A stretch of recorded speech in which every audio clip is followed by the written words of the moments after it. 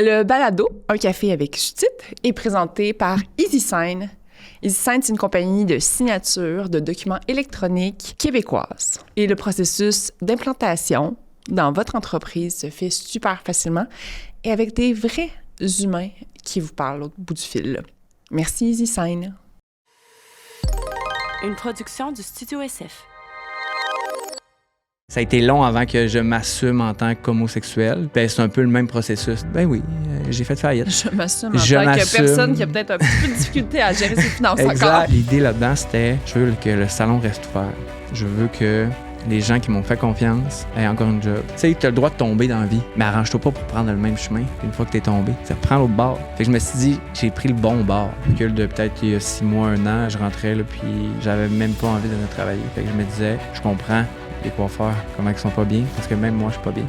Il faut que je me définisse entre autre chose qu'un coiffeur, qu'un centre de coiffeur. Il faut que je fasse autre chose. Il faut que je réussisse quelque chose d'autre pour être capable, justement, de foncer dans ce messy middle-là.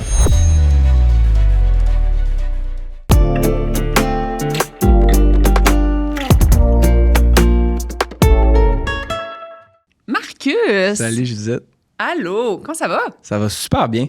Merci de m'avoir invité. Ben, je suis très contente de te recevoir. Je suis très content d'être ici. C'est notre première fois qu'on se rencontre officiellement. C'est notre première fois qu'on se rencontre. On s'est échangé des longs messages vocaux, mais c'est la première fois qu'on se rencontre. Ouais, t'es un fan des messages vocaux. Oh mon Dieu, oui. Oh, oui. Je m'habitue, là. Je commence à avoir la pertinence. Je trouve ça moins long de comme... Puis je trouve que t'as comme l'essence de ce que t'as envie de dire comme le message. Il n'y a pas de malinterprétation. Ça dit ce que ça a à dire. C'est quoi le pourcentage des gens qui te répondent à l'écrit versus message vocal? Hey, c'est une bonne question. Mais souvent, les gens vont me répondre en message vocal puis vont me dire, bon, là, c'est la première fois que je fais ça, répondre en message vocal, mais tu m'envoies un message vocal, fait que je vais te répondre en message vocal. T'es en train de prendre ma fleur. Exact. Puis moi, des messages vocaux là, de 5 minutes, c'est pas rare. Ouais, non, je sais. Avec une amie, on peut s'échanger. Oui.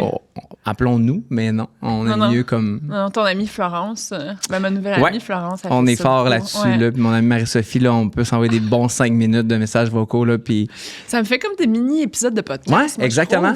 T'écoutes ça, là, puis tu prends le temps de bien écouter. T'sais, l'autre, elle prend le temps de bien s'exprimer. T'sais, j'aime bien ça. Je suis curieuse de voir combien on pourrait mettre sur les médias sociaux, admettons. Et la réponse, 0%! C'est sûr que souvent, ça se propage pas. Pour ceux qui ne te connaissent pas, s'il y en a au Québec, qui es-tu? Je m'appelle Marcus, j'ai 36 ans. Je suis coiffeur d'abord et avant tout. Entrepreneur. Maintenant, je me donne le droit de le dire. Je suis entrepreneur depuis cette année 10 ans. Mon salon va avoir 10 ans le 1er juillet. Fait que je suis entrepreneur. Je m'occupe aussi de quelques personnalités publiques, comme Véronique Cloutier depuis bientôt 8 ans, Marie-Pierre Morin, Marie-Lou, 3 fois par jour. J'en ai fait d'autres aussi, mais principalement, c'est ceux-là que je m'occupe. Puis c'est la raison pourquoi aussi que je suis plus populaire que certains coiffeurs, parce que j'ai une bonne plateforme, puis j'ai des clientes qui sont bien connues. Fait que ça fait que je suis un petit peu plus dans l'œil du public. Puis, OK, là, j'ai déjà plein de questions. T'as dit, je me donne le droit de m'appeler un entrepreneur. Quand est-ce que ça s'est passé, ça? Ça a été long parce que moi, j'ai ouvert un salon en 2015. Puis j'avais juste envie d'avoir mon nom sur la porte. J'avais juste envie d'avoir un endroit à moi. J'avais pas envie d'avoir de patron. J'avais envie d'avoir comme des collègues avec qui je m'entends bien, que je choisis. J'avais envie d'avoir un espace qui me ressemble. Fait que j'avais pas nécessairement envie d'avoir une entreprise. J'avais pas envie de gérer tout ce qui en découle après tant d'années. Fait que j'avais juste envie d'avoir du fun. Fait que ça a été long avant que je comprenne que j'étais un entrepreneur d'abord et avant tout. Puis je me suis rendu compte aussi que l'entrepreneuriat a plusieurs facettes. Fait que c'est quand je me suis rendu compte de ça que je me suis dit, je suis un certain type d'entrepreneur plus que d'autres. Là. Je suis pas du genre à avoir... Souvent, j'écoutais tes podcasts, puis vous parliez de CIO, puis de telle affaire, puis de là, j'étais comme, moi, j'ai pas ça. Quoi? T'as pas de conseil d'administration? J'ai pas de conseil d'administration. Ça serait écœurant. Fait que, tu sais, j'ai jamais eu de ce genre d'affaires-là.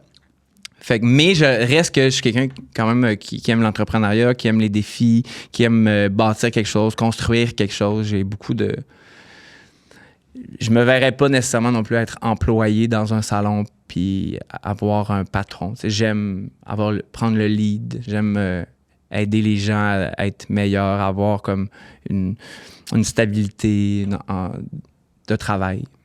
Puis, mettons, t'as-tu tout le temps été le gars qui fonçait dans toutes sortes de projets? Tout le temps. Okay. J'ai tout le temps été comme... Quand j'ai commencé ma carrière, je disais oui à tout, contrat payant, pas payant. Tu sais, moi, la coiffure, j'ai jamais voulu faire ça pour l'argent. J'ai jamais voulu...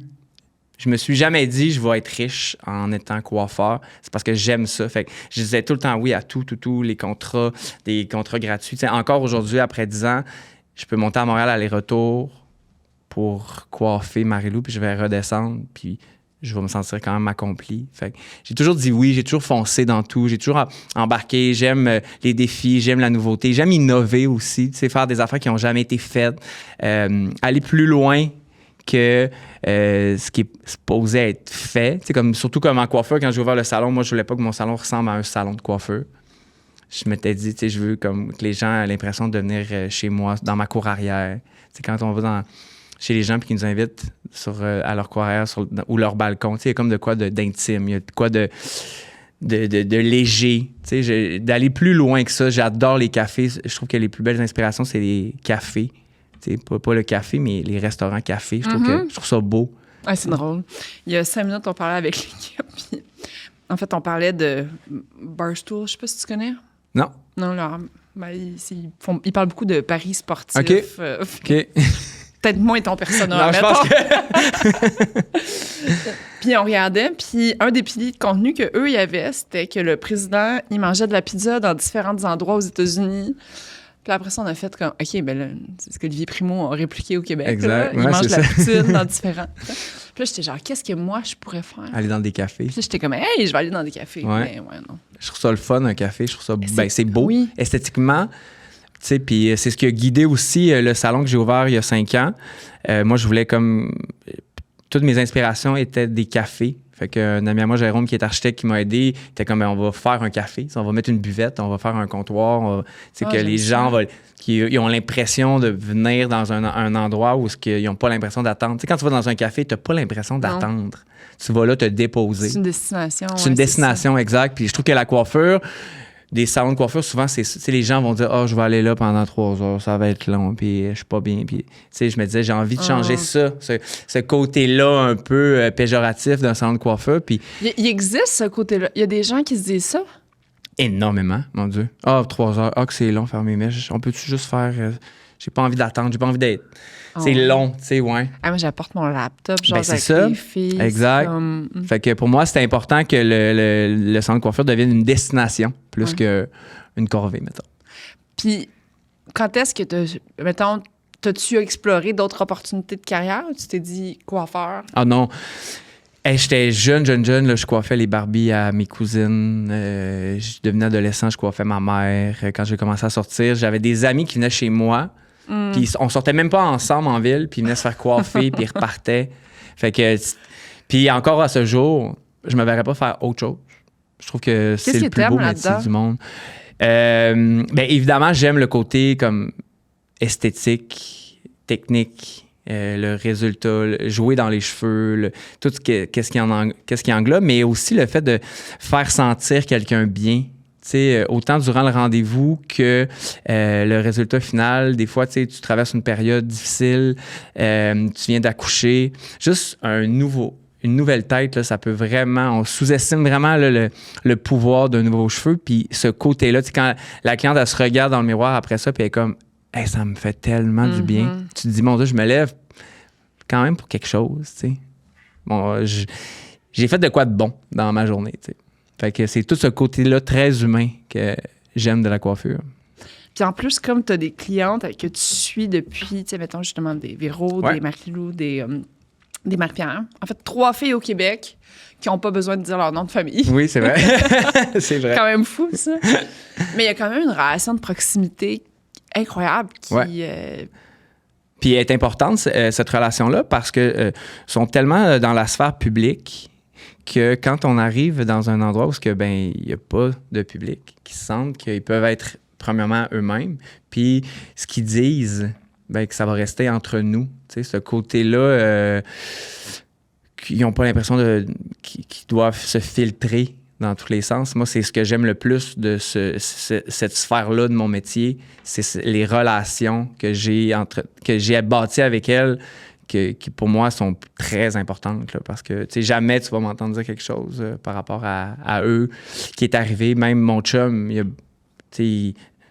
c'est trop précieux pour dire que ça vaut la peine après ça d'aller en parler puis que ça pourrait briser quelque chose, un lien de confiance parce que, mon Dieu, la confiance est importante avec tout le monde, mais eux qui sont tellement constamment épiés et jugés. Puis moi, je suis constamment, tu sais, je suis dans leur quotidien le matin chez eux, directement derrière eux. Ben oui, c'est tellement proche. D'un bord puis de l'autre. Exact. C'est pas juste... je suis de passage, là, tu sais, je peux passer des heures, là, puis c'est important pour moi. Puis il y a quelque chose qui est encore plus proche que... Tu sais, j'en ai eu beaucoup des collègues dans ma vie, là, mais admettons, tu sais, avec... moi, j'ai travaillé longtemps avec Seb Sauvage puis Romain. Ouais. Dream Team. Puis après ça, quand Seb est reparti plus en photo, j'ai passé avec JF. Puis après ça, j'ai Marie-Douce puis Jen. Puis, tu sais, fait que j'ai comme ma gang de CCM, mettons, depuis les 10 dernières années. Mais il se passe quelque chose. Tu sais, vous êtes tellement dans notre intimité, là. Tu sais, vous êtes là. C'est rare, les gens, tu sais, ton CFO, mettons, il est assis il sera jamais aussi proche que toi, que ça, là. Comme vous êtes dans nous, là. Oui, puis aussi, il y a ce côté-là de... Tu sais, cette personne-là est supposée faire de toi la meilleure version de toi-même, tu sais. Fait qu'il y a comme un lien de confiance qui se développe parce que cette personne-là, elle voit quelque chose que nécessairement, peut-être, toi, tu vois pas. Parce que, il y a des journées il y a des journées là, que tu files comme de la merde, là, puis que ça te tente pas, puis que tu dois aller devant les caméras, puis que tu as une journée poète-poète, ou tu sais, il arrive plein d'affaires comme n'importe quel humain, là. Puis moi, je suis cette personne-là de faire, malgré tout ça, devant la caméra, ça paraît pas, puis ça paraît pas, mais tu te sens bien. Tu oublies ça aussi. Tu sais, fait que ce lien-là de confiance quand même mutuelle, vraiment importante, là, tu sais. Je trouve que c'est tellement précieux. Puis autant, souvent, je compare beaucoup cette sphère-là qui est comme personnalité publique à ma sphère en salon avec mes coiffeurs, les clientes. C'est exactement la même chose, tu sais. Fait que ce côté-là très humain, pour moi, il va plus loin que des mèches. Mais c'est vrai que c'est un beau métier. On dirait que juste cette mini-conversation-là, tu sais, j'avais jamais comme pris le temps de m'arrêter pour me rendre compte de... C'est vrai que c'est un très beau métier. Très humain, oui. Oui, très, très humain. Là, j'essaie de faire un segue entre ton coming out, comme on a parlé tantôt, puis coiffeur. Comment je pourrais me rendre là? Mon Dieu! Non, mais en fait, je me disais, je peux-tu un gros préjugé? Non, mais c'est vrai que, tu sais, encore là, mais oui, mais tu sais, comme moi, j'ai un coiffeur au salon, Raphaël, il est hétéro, il sort avec une coiffeuse au salon, tout ce qui est le plus hétéro, puis on a les mêmes goûts, on a les mêmes, tu sais, on pense aux mêmes affaires, il y a les mêmes, il y a le même œil que moi, tu sais, fait que, tu sais, oui, un préjugé, mais pas tant, tu sais, il reste que, mais c'est vrai que la plupart des coiffeurs absolument sont gays parce que ça fait comme... Puis souvent c'est plate parce que la plupart des clientes vont préférer avoir un garçon gay qu'une femme. Puis moi quand j'ai commencé, on me disait tout le temps, hey, toi t'es un garçon puis t'es gay, c'est sûr que tu vas réussir. Juste parce que parce que j'étais gay. Il faut bien qu'il y ait des préjugés favorables à un moment donné. Oui, exact. Et je suis forcé d'admettre qu'ils ont raison. T'as peut-être pas le droit tant que ça de frencher ton chum en public. Mais j'ai le droit d'être coiffeur puis de réussir. Écoute. Fait que pour toi, mettons, ces temps-ci, un de mes constats, c'est que justement, ces grandes périodes de transition-là dans la vie, moi, je me suis rendu compte récemment que j'étais en transition, mais en fait, je le savais, là, mais tu sais, pour moi, j'ai l'impression que j'étais en rupture, mettons. Ouais. Et comme dans le post-coquine, puis après ça, j'ai comme mis ça ensemble, puis j'ai fait puis après ça, un deuil ou un coming out, ou tu sais, c'est vraiment des périodes de transition dans nos vies où on était quelque chose avant, puis du jour au lendemain, on devient comme quelqu'un d'autre, puis on sait pas, puis c'est insécurisant, puis on connaît pas l'avenir encore, puis... Fait c'est pour ça que, mettons, je l'avais noté dans ma liste de sujets que j'avais envie d'aborder. Comment ça s'est passé pour toi? Ben peut-être le avant, puis... Ben, tu sais, tu parles de transition, puis on dirait que dans plusieurs fois dans une vie, on vit des transitions. Puis là, je me suis rendu compte parce que, bon, il y a eu mon homosexualité, mon père est décédé, j'avais 20 ans. Tu sais, dernièrement, bon, il y a eu le salon, que je veux dire, ça... une petite roche dans le soulier. Ben, toutes ces périodes-là, on est tellement confortable dans ce qu'on vit, que la transition, après ça, est dure parce qu'après ça, tu dois comme recommencer à apprendre à vivre d'une autre façon, puis penser différemment. Puis je trouve que l'homosexualité, c'est le meilleur exemple parce que, ben, c'est sûr que moi, je me suis avoué, j'avais quand même 17 ans, fait que j'étais quand même relativement jeune, mais après ça, t'as pas le choix d'assumer. C'est une fois que tu le dis, puis une fois que tu fais « Hey, voici qui je suis », après ça, t'as pas le choix d'assumer ben, que t'es cette personne-là. Fait que tu peux plus après ça retourner en arrière puis faire « Ah ouais, mais non, finalement, ça me tente plus d'affronter ça. » Ouais. Fait que, puis ben, c'est ça. Mais c'est-tu beaucoup de choses dans ta personnalité qui est justement, tu sais... Ben, c'est sûr que moi, tu sais, j'étais vraiment jeune, j'avais 9 ans, puis, tu sais, mes parents avaient été dans une rencontre pour parents homosexuels, puis... Ah ouais? Parce qu'ils savaient, tu sais, moi, j'étais jeune, je jouais au Barbie, j'étais différent, tu sais, j'étais très différent quand j'étais jeune. Fait que mes parents, ils étaient déjà au courant de puis, ça. Puis, mettons, est-ce qu'ils t'ont informé qu'elle allait à cette rencontre-là? Non, Ah, non, c'est mon père qui me l'a dit quand je me suis avoué à 17 ans. Il m'a dit, ouais, eh ben quand... Mais encore là, tu sais, moi, quand je l'ai avoué, tu sais, comme je me souviens, j'étais à la table, moi, je suis très, très proche de ma mamie. Puis, j'allais passer mes grands week-ends chez elle. Elle, c'est une artiste peintre, fait qu'on pouvait déballer là, du papier puis peindre par terre. Puis, fait que j'étais tout le temps chez elle. Puis, un soir, on soupait, elle, ma mamie, ma marraine, son chum, puis mon papy. Puis, je me suis assis au bout de la table. Puis là, je disais, dans ma tête, je me disais, OK, 1, 2, 3. Puis là, j'étais pas capable. Puis là, je mangeais pas. Puis là, j'étais comme 1, 2, 3.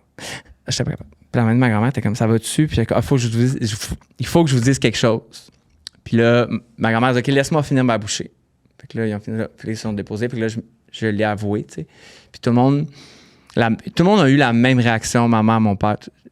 Ça doit tellement te faire du bien. Tu sais, de enfin, tu sais, de plus faire semblant de penser que t'es quelqu'un. Ou, tu sais, comme de... d'assumer qui t'es pour vrai. Mais mettons, est-ce qu'il t'avait posé la question? Est-ce qu'il t'avait... Ben, évidemment, tu sais, comme je tripais sur Nick Carter quand j'étais jeune, tu sais, je jouais à la poupée. Oui, avec raison. C'est plate qu'il ait mal viré, je trouve. Mais tu sais, il y a vu à la semaine des 4 juillet, il y a 2 ans. J'étais bien, bien contente. Tu sais, il y a tout ce côté-là que je pense que, bon, tout le monde espérait donc bien. Puis, tu sais, moi, ma marraine, j'étais super proche d'elle. Ben, je le suis encore, mais tu sais, comme... Tout ce côté-là de ne pas me cacher, de m'affirmer, de tout le temps être qui j'ai le droit d'être, a toujours été présent. Fait que c'est pour ça que quand je me suis affirmé, tout le monde a fait « Bon, enfin, et le bout de chemin que nous, on a fait, ben là, c'est à son tour maintenant de lui faire le reste. » Puis est-ce que tu te souviens du lendemain matin, mettons? C'est une nouvelle vie qui commence à partir de là? Ben en fait, après ça, tu te dis, une fois que tu commences à le dire... Ben là, ça fait effet de boule de neige. T'as pas le choix de continuer à le dire. Ouais. T'sais. T'as pas le choix d'être un pied dans l'engrenage. Là. Tu dois continuer à... Ouais, c'est ça. Ça faut t'aurait pris un communiqué de presse. Ouais, oui, c'est ça. On le dit à tout le monde. Après ça, on n'en parle plus. Mais encore à ce jour, il y a des oncles, des tantes à qui je l'ai jamais nécessairement dit.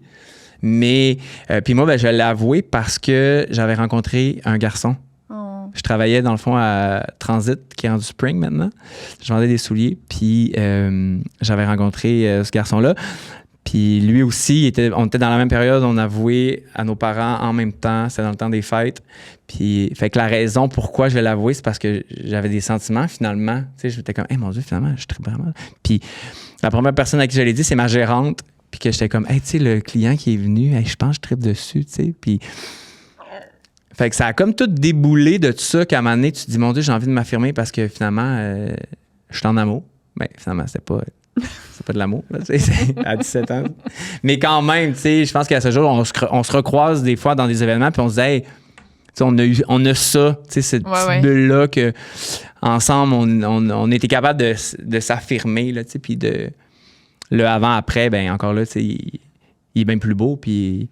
Mais c'est parce que, mettons, tu peux pas dire ça à ta mamie, mettons, à 6h30, puis aller Ben écouter non. La poule aux œufs d'or à 7h30, là. Ben, Tu peux-tu puis faire je ça? pense qu'à 6 ans et demi, tu le sais pas.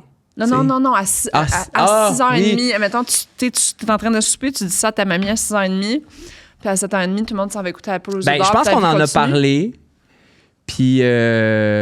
Puis comme tu vois, mon père, nous, on avait un garage adjacent à la maison. Fait que puis on rentrait par le garage. Puis je rentrais. Puis lui, il écoutait, il adorait les Metallica puis Iron Maiden. Fait qu'il écoutait un show parce qu'il y avait une télé dans le garage. Puis je me suis assis. Puis il me dit « Hey, ça doit tellement te faire du bien. » Et je me souviens parce que j'allais chercher une bouteille d'eau dans le frigo. Puis j'ai pris ma bouteille d'eau. J'ai dit, il me disait, ça doit te faire du bien. Puis bon, il m'a serré, il m'a dit qu'il m'aimait. Puis je suis redescendu dans ma chambre. Puis, Wow! tu sais, comme il n'y avait pas de. OK, mais t'as vraiment une belle Mais moi, j'ai histoire de vraiment coming eu. out. Tu sais, puis je suis très chanceux parce que j'ai beaucoup d'amis qui n'ont pas eu la même chance dans leur coming out. Moi, ça a été. Tu sais, ça s'est fait facilement. Puis je l'ai avoué dans le temps des fêtes. Et au jour de l'an, mon père organisait un party disco de jour de l'an. Puis il était comme. Tu sais, amène-le, ton chum, là, puis s'il y a quelqu'un qui a quelque chose à dire, ben il va sortir, là, tu sais. Puis moi, je me souviens, là, ma moraine, elle pleurait quand il s'appelait Pierre-Olivier, on l'appelait Pierrot. Quand il est arrivé, tout le monde était tombé content qu'enfin, là, tu sais. Puis moi, je suis le premier de ma famille, des deux côtés.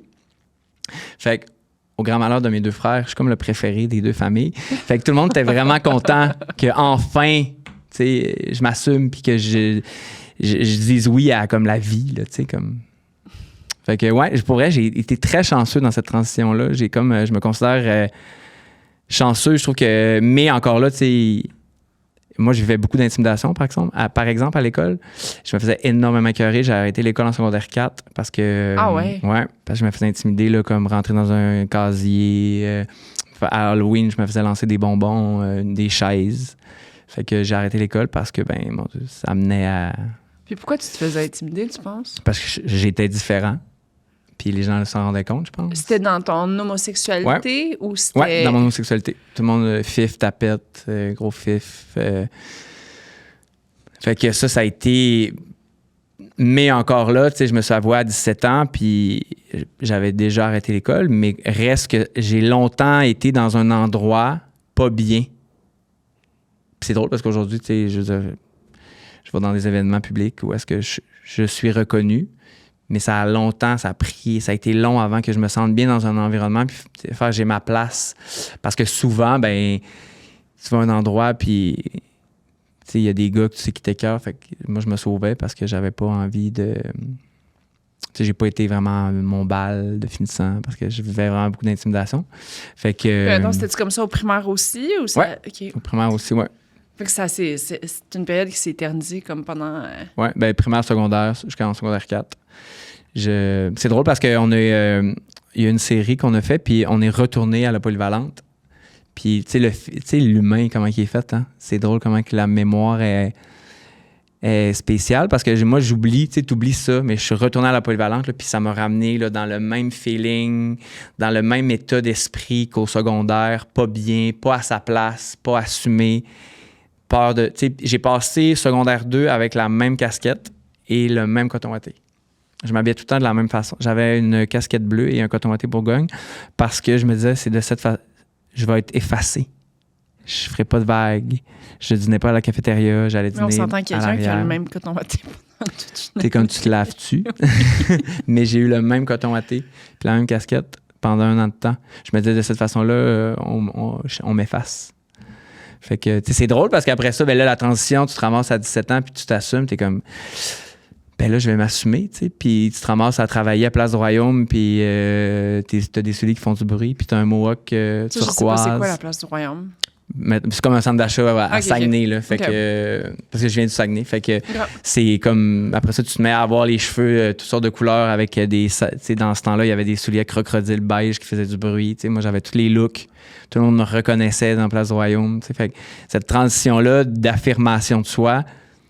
C'est la base, puis c'est le début de faire « Hey, moi, je suis ce que je suis, puis j'ai pas envie d'être autre chose que ça non plus, là, tu sais. » Puis mettons, l'année que tu mets le même coton watté à longueur de journée, est-ce que tu... tu sais, mettons, est-ce que la mode, ça te fait triper à ce moment-là? Pas en tout. 0, Non. 0, 0, 0. Quand? Moi, j'aime... je te dis non, mais tu sais, oui. Tu regardes peut-être les kits de Madonna. Puis tu Ben dis, oui, évidemment. Tu sais, moi, moi, c'est ça que je voudrais mettre. Si je peux pas mettre ça... Ben non, parce que j'étais pas aussi autant affirmé sur mon identité vestimentaire et identitaire que je le suis aujourd'hui. Fait que pour moi, c'était pas... Tu sais, puis je regarde aujourd'hui les jeunes d'aujourd'hui, puis je me dis, hey, ils sont tellement chanceux d'être capables de s'affirmer à travers ce qu'ils portent. Moi, je l'avais pas, ça. Mais évidemment, moi, j'étais un grand fan de Buffy contre les vampires. Je tripais sur cette actrice. Tu sais, j'allais dire mon mot de passe, que c'est... mais c'est parce que je le dirais pas. Mais c'est en lien avec elle encore aujourd'hui. Tu sais, fait que tout... Tu sais, j'aimais ce côté-là, mais je n'osais pas l'affirmer. Moi aussi, c'est par rapport à une série Ah ouais, hein? télé, mais pas Buffy. Mais moi, j'aimais vraiment comme Buffy contre les vampires, Britney, tu sais, j'aimais tout ça. Mais de là à m'affirmer, ma crise identitaire n'était pas reliée à ça du tout. Je sais pas, je pense, j'étais pas quelqu'un vraiment du style quand j'étais jeune, adolescent. Puis, mettons, t'es au Saguenay pendant ce temps-là. Ouais. Quand est-ce que tu viens dans le coin de Québec? Ben moi, dans le fond, j'ai déménagé à Québec à 20 ans. OK. Fait que là, ouais. ton... Mon père est décédé, ouais, dans le fond, dans cette année-là. Moi, je faisais mon cours en coiffure. Mon premier chum, je venais de déménager chez lui. Finalement, c'était laissé, c'était tout croche. Fait que je me suis ramassé un peu à pas trop savoir quoi faire. Fait que j'ai décidé de m'en aller en coiffure.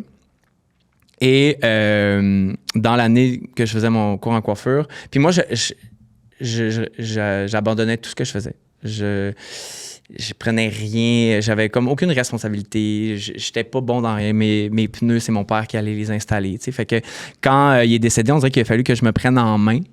Puis cette année-là, j'étais allé, je faisais mon cours en coiffure, puis une Annick, qui, je la salue parce qu'elle a vraiment eu un gros impact dans ma vie. A donné une formation sur les traitements à l'école, puis elle était comme on se connaissait pour autre chose. Puis quand elle a su que mon père est décédé, elle m'a dit hey, je me fais un devoir de m'occuper de toi. Fait qu'elle m'a trouvé un salon à Québec. Fait que moi, dans le fond, j'ai lâché mon cours en coiffure pour déménager à Québec parce que justement, j'étais en peine d'amour de mon premier vrai chum, puis mon père était décédé. Fait que tu sais plus trop c'est quoi tes points d'ancrage, là. Ouais. Fait que Ton papa, il est décédé subitement? Ouais, il y avait comme une tumeur au cerveau. Puis ils l'ont opéré. Puis dans le fond, avant Noël. Puis fin janvier, un matin, il était hyper incohérent. Puis ma belle-mère l'a trouvé dans la salle de bain. Puis il est décédé le lendemain. Ils sont allés à l'hôpital. Puis là, ils ont découvert une tumeur cancérigène de la peau. Mais plus ça allait dans la journée, puis ça a passé de la peau à cancer généralisé au cœur. Fait que ça a duré 48 heures, puis il est décédé. Puis as-tu eu le temps d'aller le voir pour l'instant? Ouais, parce que moi, je restais au Saguenay. Fait que je restais avec lui. Fait que on a pu vivre tout ça. Mais après ça, tu te rends compte que... Puis moi, ma mère, elle restait à Montréal avec mes deux frères. Fait que... Ah ouais? Ouais. Mes parents sont séparés. J'étais en secondaire 1. Puis moi, j'ai resté avec mon père. Puis mes deux frères, eux, sont passés avec ma mère. Puis ta mère, elle a décidé de revenir à Montréal. Ben non, mais moi j'étais chanceux parce que je restais avec mon père, fait que j'avais cette proximité-là. Puis moi, mes frères, c'était plus ça avec ma mère. Fait que quand il est décédé, bien évidemment, ils sont descendus au Saguenay. Mais puis après ça, tu te dis, mon Dieu, puis moi, ma mère, pour ça, elle est retournée où elle demeurait avec mes frères. Puis moi, il n'était pas question que je déménage. Je déménage à Montréal, ben il était en banlieue. Puis, mais après ça, tu te dis, tu sais, je suis qui? Moi, comme je disais, mon père, il m'aidait à... Mes pneus, c'est lui qui échangeait. Ouais. Fait que mes cartes de crédit, c'est lui qui payait. T'sais. Fait qu'après ça, tu te rends compte, tu te dis, mon Dieu, je suis qui? Je fais comment? Me débrouiller. T'sais. Puis en plus, moi, je suis le plus vieux de la famille. Fait que finalement, je déménage à Québec. Puis encore là, cette période de transition-là ça a été la meilleure. T'sais, je remercie Annick d'avoir fait, hey, toi, je vois quelque chose que toi, tu vois peut-être pas. Viens-t'en, tu sais. Fait que ça a été un sauveur. Mais je trouve que dans la vingtaine, là, puis moi, c'est le conseil que je donne tout le temps, soit aux parents ou aux jeunes, là, mais tu sais, dans la vingtaine, si t'es un peu mêlé, puis c'est une période très mêlante, là. Il y a du monde qui savent exactement ce qu'ils veulent, comment ça va se passer, qui veulent bon. Mais il y a des gens, moi, je fais partie de ces gens-là, quand je suis sortie je savais que je voulais des grandes choses, mais je savais pas quoi exactement, puis puis de partir, ou est-ce que tu peux justement redéfinir la personne que tu es, Exactement. que tu t'es pas tu sais, avec les gens que tu connais depuis toujours, tu es une certaine personne. Moi, j'avais besoin d'être une nouvelle personne. Judith. Ouais. La Judith du futur, fait que de justement ce déancrage-là. J'ai beaucoup de clientes qui me parlent que, mettons, bon, leurs garçons vivent de l'intimidation ou ils savent pas trop. Puis le conseil que je donne souvent, c'est « Hey, dis-leur là, que c'est tellement pas grave, qu'ils prennent leur... » Tu sais, comme... C'est tellement petit dans une vie, cette période-là. Tu sais, si j'avais fait une gaffe ou si j'avais comme pris un... Si cette période-là avait guidé qui j'allais être aujourd'hui, je l'aurais sûrement regretté, tu sais.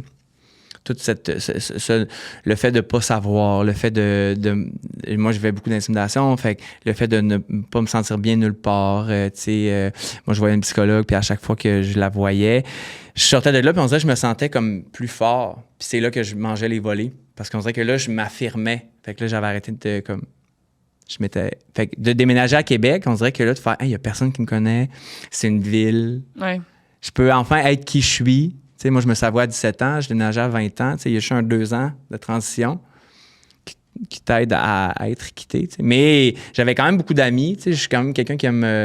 encore là, je le dis souvent, mais j'aime les relations humaines. J'avais quand même un grand cercle d'amis qui m'aidaient justement à être qui je suis, puis à m'affirmer, puis avec eux, j'avais le droit d'être qui j'étais. Mais après ça, tu te ramasses en public. Plus tu vieillis, plus tu es dans un endroit où il y a des gens, des inconnus, tu sais. Puis le Saguenay, malheureusement, tu sais, encore aujourd'hui, tu sais, c'est rempli de préjugés, c'est un petit village. Tu sais, bon, je vais sûrement me faire tirer des roches en disant ça, mais... Non, je pense que ça... C'est encore là, tu sais, c'est comme c'est un petit peu plus décalé. Fait qu'après ça, tu te ramasses à Québec, puis t'es comme... ça fait du bien. J'ai le droit d'être qui je suis, tu sais. Fait que cette transition-là a aidé énormément mon homosexualité et la personne que je suis, tu sais, à me définir en tant que personne. Mm-hmm. Là, je dis pas si t'es confortable d'aller là, mais je me pose des questions. Tu dis que ta maman a déménagé à Montréal. Fait que, mettons, toi, tu faisais pas la garde partagée là, quand t'es kid. Ma mère, d'enfant, l'avait rencontré, puis j'en parlais parce que j'en ai parlé pendant la série, mais ma mère, elle a déménagé à Montréal parce qu'elle avait rencontré un homme. Puis lui et moi, ça ne fonctionnait pas du tout. Puis lui, il restait à Montréal. Fait que ma mère, elle faisait 2 semaines Saguenay, 2 semaines Montréal, 2 semaines Saguenay. Fait qu'à un moment donné, elle a décidé de déménager. Puis, moi, il n'était pas question parce que, dans cette période-là, moi, j'avais quand même déjà déménagé chez mon père parce que ça ne fonctionnait plus vraiment, toute cette cohabitation-là avec mes frères. Puis bon, la garde partagée. Fait que moi, mon père avait rencontré une femme, ma belle-mère, que, mon Dieu... J'allais dire j'ai tellement aimé, mais je l'aime encore. Mais fait que moi, j'ai déménagé chez mon père. Fait que quand ma mère elle a décidé de déménager à Montréal, moi, je restais déjà chez mon père. Fait qu'il n'était pas question que je déménage nécessairement à Montréal parce que ça fonctionnait pas. Puis moi, tu sais, c'était chez nous, c'était là. Fait que, puis tout le monde a accepté. Puis comme, tu sais, tout le monde... Fait que moi, ma mère, je la voyais... Je montais 2 semaines l'été à Noël. Je la voyais. Mais, tu sais... Ça a l'air dramatique, dit comme ça, mais tu sais, moi, aujourd'hui, ma mère, c'est ma meilleure amie, là. Tu sais, j'ai dit tout, on se parle de tout. Je peux compter sur elle le jour, la nuit. C'est une des personnes que j'aime le plus au monde, tu sais. Fait que, tu sais, adolescent, tu sais... T'as-tu passé par une période un peu fâchée, non? Ben oui, puis tu sais, tu te dis, mon Dieu, l'abandon, puis bon... mais aujourd'hui, on dirait qu'en vieillissant, après ça, tu arrives à comprendre tes parents. Tu sais, tu comprends pourquoi, tu comprends comment, tu sais, puis... Tu te rends compte aussi que de certains traits de tes parents. Fait que il y a plusieurs années, on a eu une grande conversation, puis on s'est... Je vais dire pardonner, mais c'était pas... Tu sais, c'était au-delà de ça. Là. Je pense que les deux, on avait besoin de se comprendre, on avait besoin de faire, moi, je suis comme ça, tu sais, mais je comprends, puis... Fait que... Puis là, tu dis « on s'est pardonné », dans le sens que toi aussi, tu demandais comme... Ben non, tu sais, je pense que moi, j'exigeais beaucoup de ma mère, tu sais, Puis souvent, tu sais, il y a de la déception qui est autour de ça, qui tourne autour de ça, tu sais, d'une déception de dire, pourquoi, tu sais, des questionnements, puis bon, à un moment donné, tu tombes dans la frustration quand tu as comme 22, 23, 24 ans, tu te dis, voyons, tu sais. Mais à 35, tu n'as plus cette réflexion-là. Fait que, tu sais, c'est même pas une question de dire « Ah, je te pardonne ». Tu sais, c'est plus « je comprends ». Tu sais. Puis elle aussi, tu te dis « Mon Dieu, tu sais, oui, tu l'as mis au monde, mais il faut que tu apprennes aussi à, tout au long de sa vie, à apprendre à connaître quand même ton enfant. Parce que, ben, t'évolues, il y a des périodes de transition qui fait que tu changes. Tu sais, fait que tout au fil des années, même ma mère, on dirait qu'elle apprend aussi, moi, à me connaître en tant qu'être humain, que moi, j'apprends à la connaître aussi en tant qu'être humain. Tu sais, comme, c'est ma mère, puis je suis son garçon, mais on évolue, on change, puis on devient... Il y a plein d'affaires qui fait qu'on devient une autre personne, tu sais. On change en tant que personne. Fait qu'on dirait qu'on apprend constamment maintenant à accepter qu'un est différent de l'autre, là, tu sais. Mais comme je dis, je le répète, parce que c'est important, moi, c'est ma meilleure amie, puis c'est une des personnes que j'aime le plus au monde. C'est pas, on n'est pas dans... Puis ma mère, elle m'a eu super jeune, elle avait 20 ans, fait que, tu sais, là, j'ai 36, fait qu'elle a 56, fait que, tu sais, on vit quasiment les mêmes choses, tu sais, elle s'est séparée, puis tu comprends la peine qu'elle a, tu sais, puis elle est entrepreneur, fait que, tu sais, tous les défis qu'elle a, tu sais, tu comprends, là, fait que tu arrives à plus comprendre en garderie.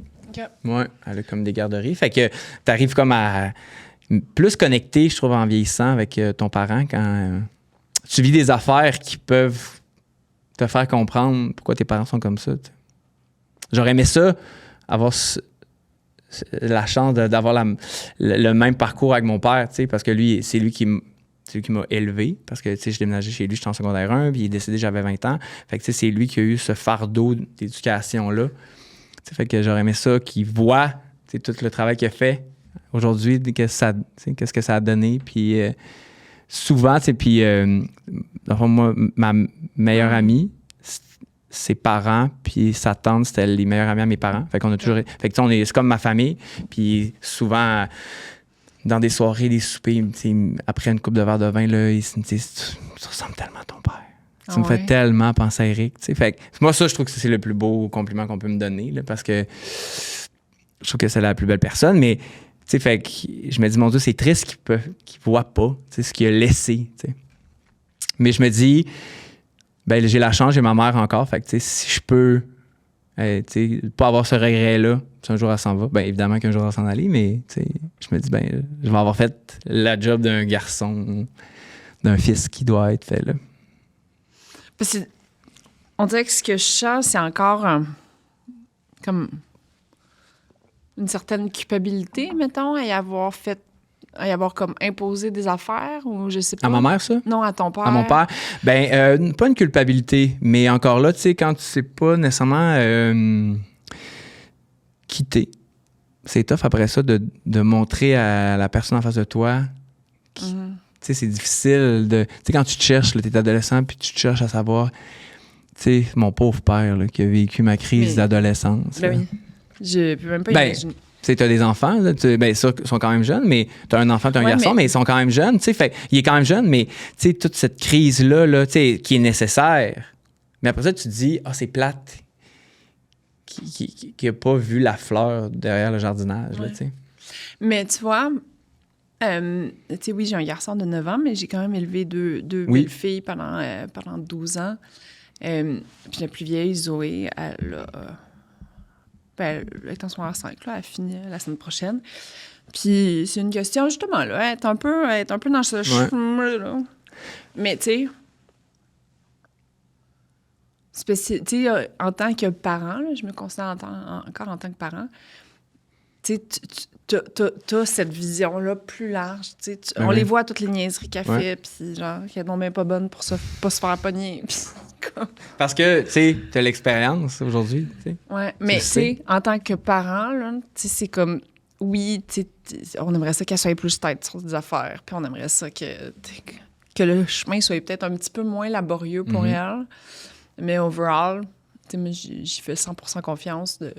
ça va peut-être être un détour de, je sais pas... Parce que c'est tellement un petit court laps de temps dans une vie, toute cette transition identitaire-là, mais qui est tellement importante. Mais c'est tellement... Évidemment, je ne retournerai jamais là. Jamais. Quel cauchemar, Quel cauchemar.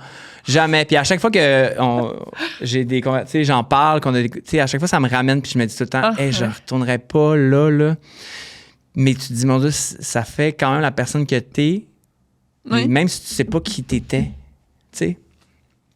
Puis encore aujourd'hui, tu sais, mon Dieu, ça arrive quelquefois que je faisais la page couverture du Progrès dimanche au Saguenay, puis je me dis, ben mon Dieu, toi, tu m'as écœuré, mais tu lis le journal le matin, puis c'est moi qui est dans le journal, tu sais. Fait que tu te dis, mon Dieu... Comment il s'appelle le journal? Le Progrès dimanche. Le Progrès dimanche. Ouais.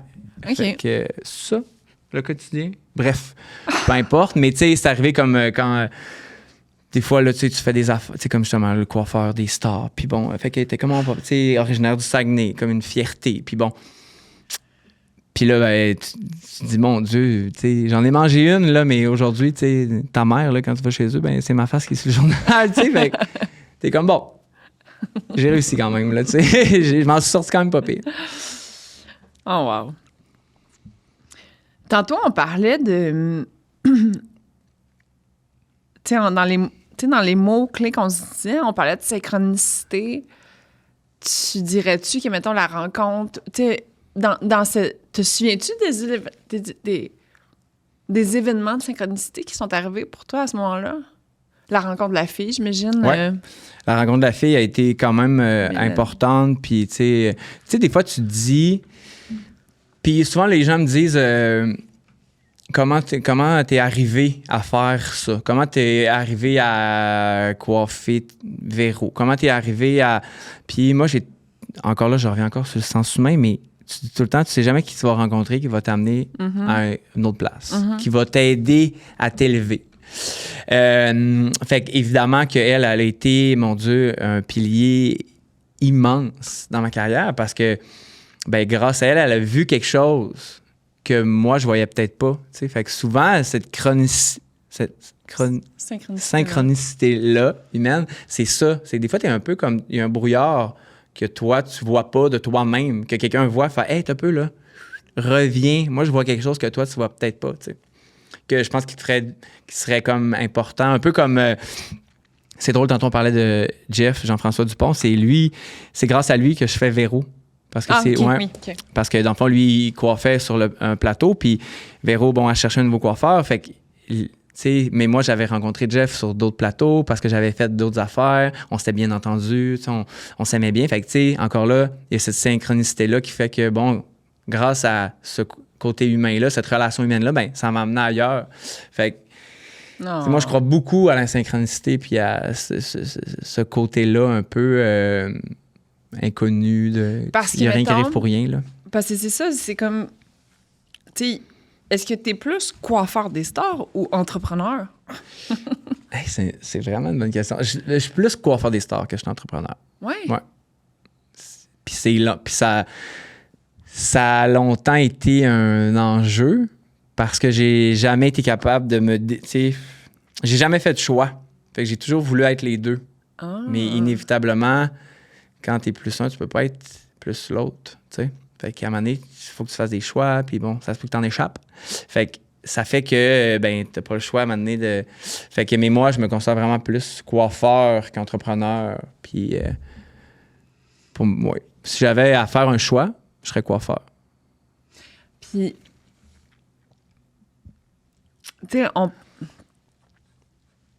pour... tu sais, t'es un... Ben, en fait, t'es pas un peu, t'es beaucoup ton panneau publicitaire. Là. Quand est-ce que tu commences à, justement, t'exposer peut-être plus publiquement que... C'est drôle, on parlait de Florence tantôt, puis... C'était écœurant parce que je pense j'ai tourné comme 15 podcasts, puis je pense que... Tout le monde parle de Florence. Ben moi, j'en parle souvent. J'ai vraiment eu un gros coup de cœur. Ben, les gens qui rencontrent Florence, c'est rare qu'ils n'ont pas de coup de cœur, là, tu sais. Puis moi, c'était une amie à moi, qu'on avait d'amis en commun, puis bon, on est devenus amis par le fait même. Puis à un moment donné, ben, avec les personnalités publiques que je faisais, puis bon, ce que je faisais sur les réseaux sociaux, je me suis rendu je suis devenu avoir un bon... beaucoup de gens qui me suivaient. Fait que j'ai dit à Flo, ben, je pense que je peux l'amener... je peux amener ça encore plus loin. Je pense que j'ai quelque chose de bien entre les mains, mais Puis ça, tu le faisais organiquement en Ouais, même temps. ouais, exact. Mais tu sais, j'étais comme, mais moi, j'ai pas envie nécessairement de me mettre à vendre du ketchup, tu sais. Puis je me souviens, on était sur une terrasse, puis j'étais comme, je veux pas nécessairement me mettre à vendre du ketchup, mais tu sais, je pense que il y a de quoi de le fun qui est en train de se produire, tu sais. Fait que ça pourrait être le fun qu'on l'explore. Fait que, tu sais, puis ça... Puis ça fait combien de temps? Ben, mon Dieu, 2018, peut-être. OK, ça fait quand même longtemps. 2018, ouais. OK. Puis, tu sais, encore là, recul en 2018, les réseaux sociaux n'étaient peut-être pas nécessairement ce qu'ils sont aujourd'hui. Tu sais, quand moi, de ce que je te parle, tu sais, il n'y avait même pas de story. Tu sais, c'était que des publications. Fait que des photos. ça a changé depuis. Tu sais, il n'y avait pas de vidéo non plus. Fait que, tu sais, ça a tellement évolué depuis plusieurs années. Mais, tu sais, fait que tu te dis, ben, mon Dieu, il y a de quoi de le fun qui se produit. Fait que pourquoi pas l'utiliser. Puis, moi, quand j'ai ouvert le salon en 2015, j'avais 20$ dans mes poches. Puis c'est une amie à moi qui croyait au projet, que sa famille m'a prêté les sous. Mais tu sais, ma caisse était en rip pressé. J'avais été m'acheter des miroirs chez Ikea. Puis rapidement, à cause de cet impact-là, ben le salon a fait le clin d'œil comme destination incontournable de la ville de Québec. Puis là, tu te dis, voyons, ma caisse est en rip pressé. Voyons, c'est ce qui se passe. Fait que, il y a tout cet engouement-là qui vient, que là, tu te dis, oh mon Dieu, tu sais, il y a quelque chose qui se passe. Puis c'est de tenir tout ça aussi, qui est comme... qui finit par être quand même pesant, mais qui est le fun aussi en même temps. Tu sais, encore aujourd'hui, j'ai du fun. Fait que, mettons, quand le clin d'œil identifie le salon Marcus comme destination, est-ce que ça te surprend à ce moment-là? Ou c'est comme... Tu sais, c'est comme as expected? Ben, est-ce que ça me surprend? Parce que, tu sais, à Québec, il y avait comme un festival, là, c'est le Festival Québec Mode. C'est moi qui coiffais. Tu sais, ça arrivait une couple d'affaires que je faisais beaucoup de contrats à Québec. Fait que quand j'ai ouvert le salon, on dirait que vite, c'est... Ah, Marcus, c'est le coiffeur qui a fait telle l'affaire. Fait que là, il ouvre son salon. Fait que vite, c'est devenu comme... OK, Marcus a ouvert un salon. T'sais, fait que ça est vite parce qu'il y a devenu... maintenant des salons de coiffure, il y en a combien à Québec? Il y en a. Il doit en avoir, sur je sais pas. Saint-Joseph, là, je pense qu'on est 10 juste sur la rue, puis il n'y a pas gros. Mais il doit en avoir, je sais pas, 150, admettons. Ah, plus que ça. Ouais. Mais il y a beaucoup de salons de coiffure, puis après ça, tu te dis, mais pourquoi ça fonctionne? Ben, je pense que les réseaux sociaux sont en grande partie le succès du salon, puis le succès de tout ce que ça a été au début, tu sais, parce que, bon, tu coiffes telle affaire, tu fais un tel événement, tu coiffes telle personne, puis là, tu mets sur les réseaux sociaux, « cette coiffeur-là ». Puis les gens, ben, ils regardent ça, tu sais, je vais aller dans un salon de coiffure, je vais taper « salon de coiffure à Québec ». Ben là, tu as passé un clin d'œil.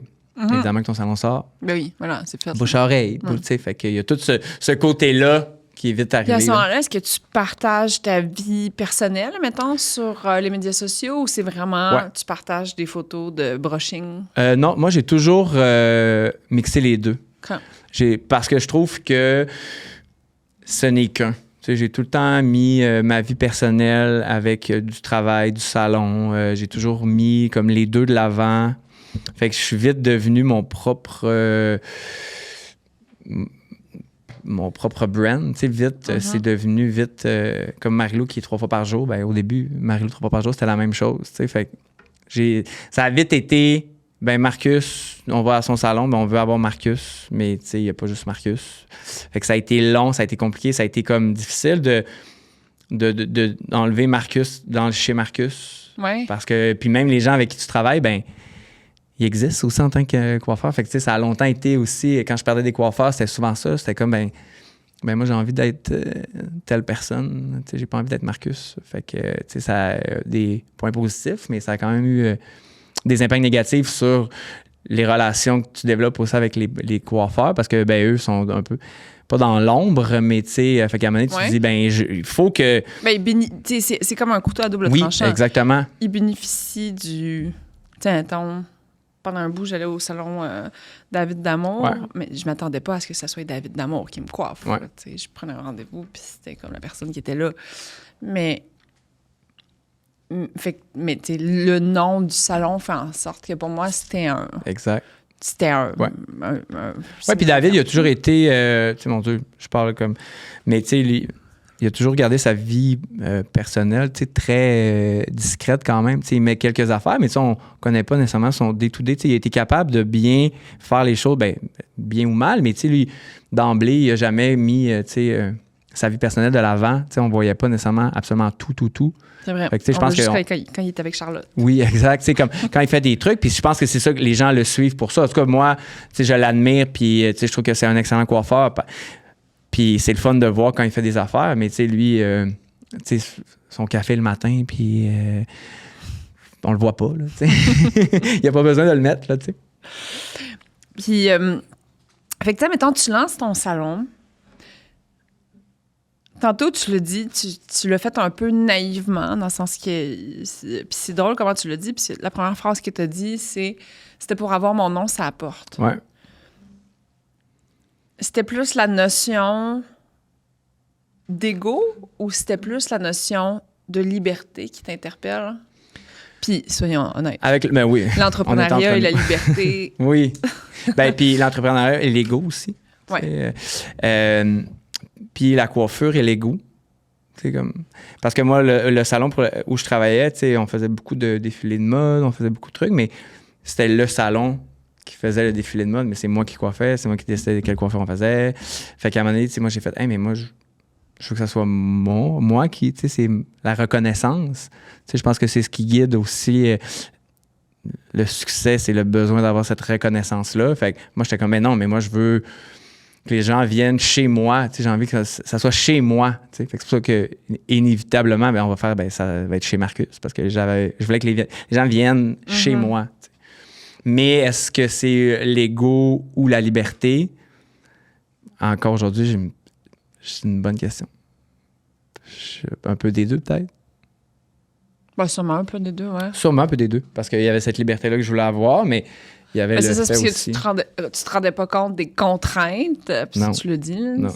tu l'as fait un peu naïvement. Ouais. Fait que qu'est-ce qui te surprend, mettons, dans ces premières années-là? Qu'est-ce qui me surprend, mon Dieu?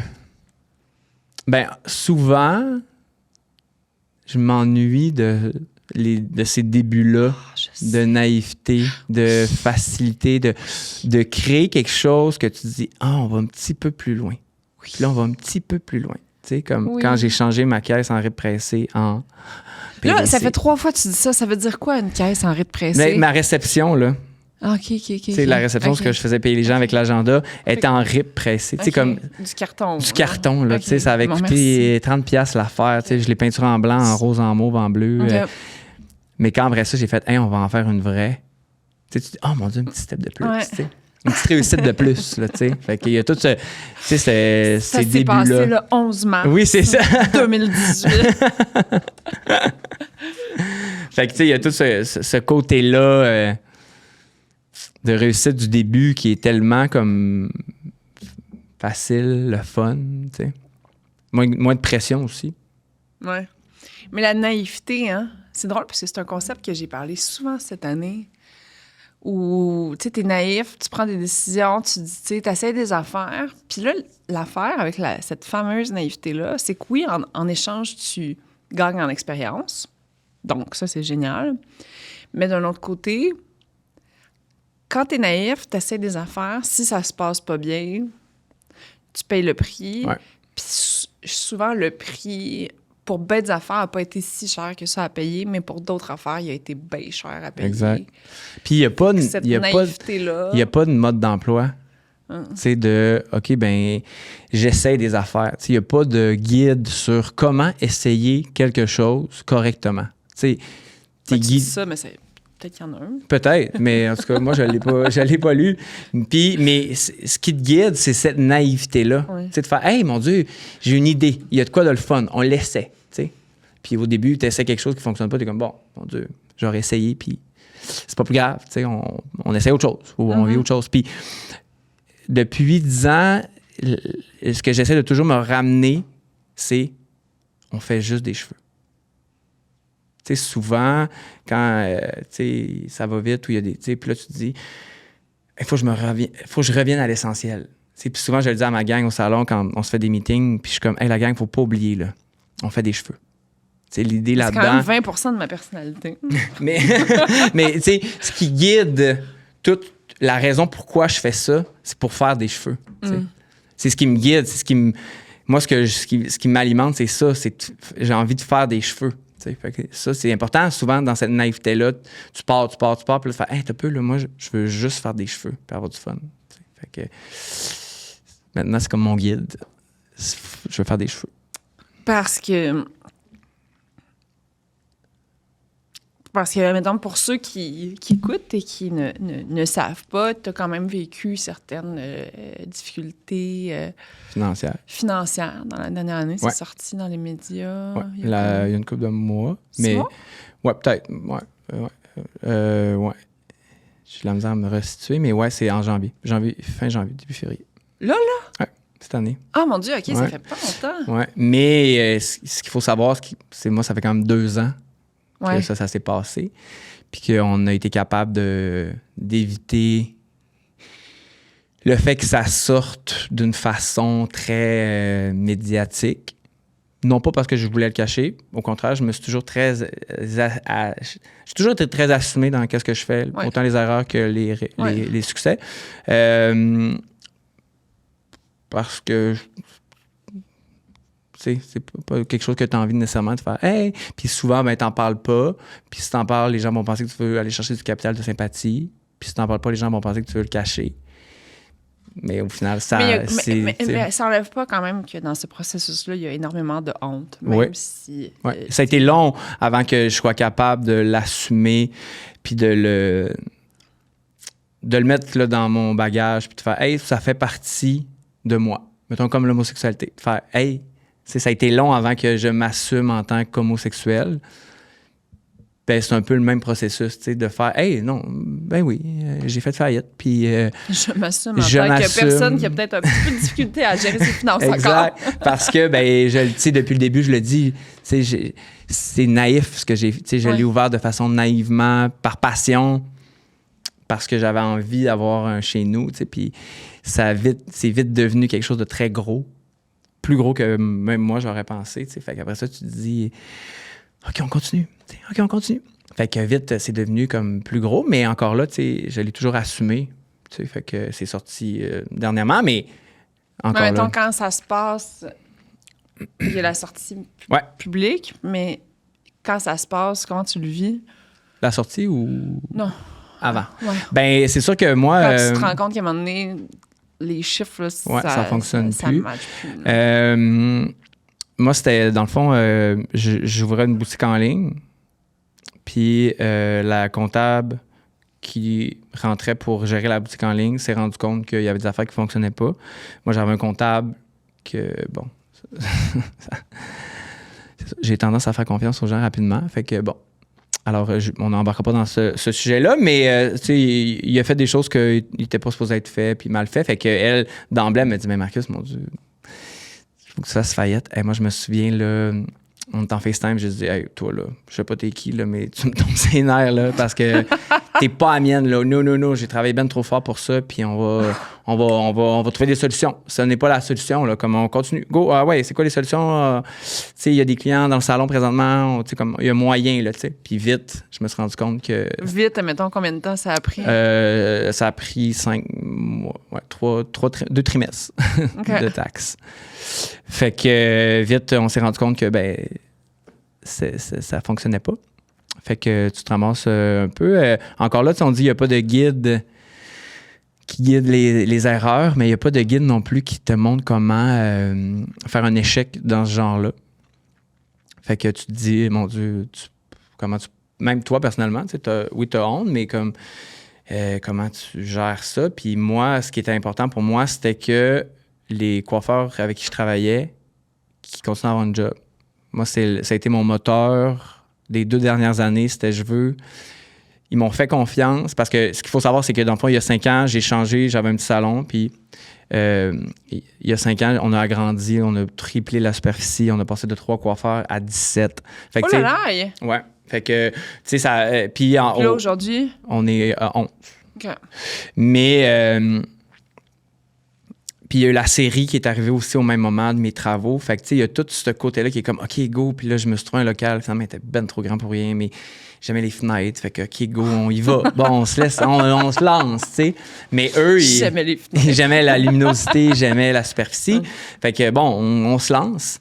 Fait que moi, tu sais, ça a toujours été ce qui a été très important pour moi, tu sais, de comment qu'on peut faire pour que les coiffeurs continuent à avoir une job puis qu'ils ne se ramassent pas du jour au lendemain. Ils m'ont fait confiance, ça fait 3-4 ans qu'ils me font confiance.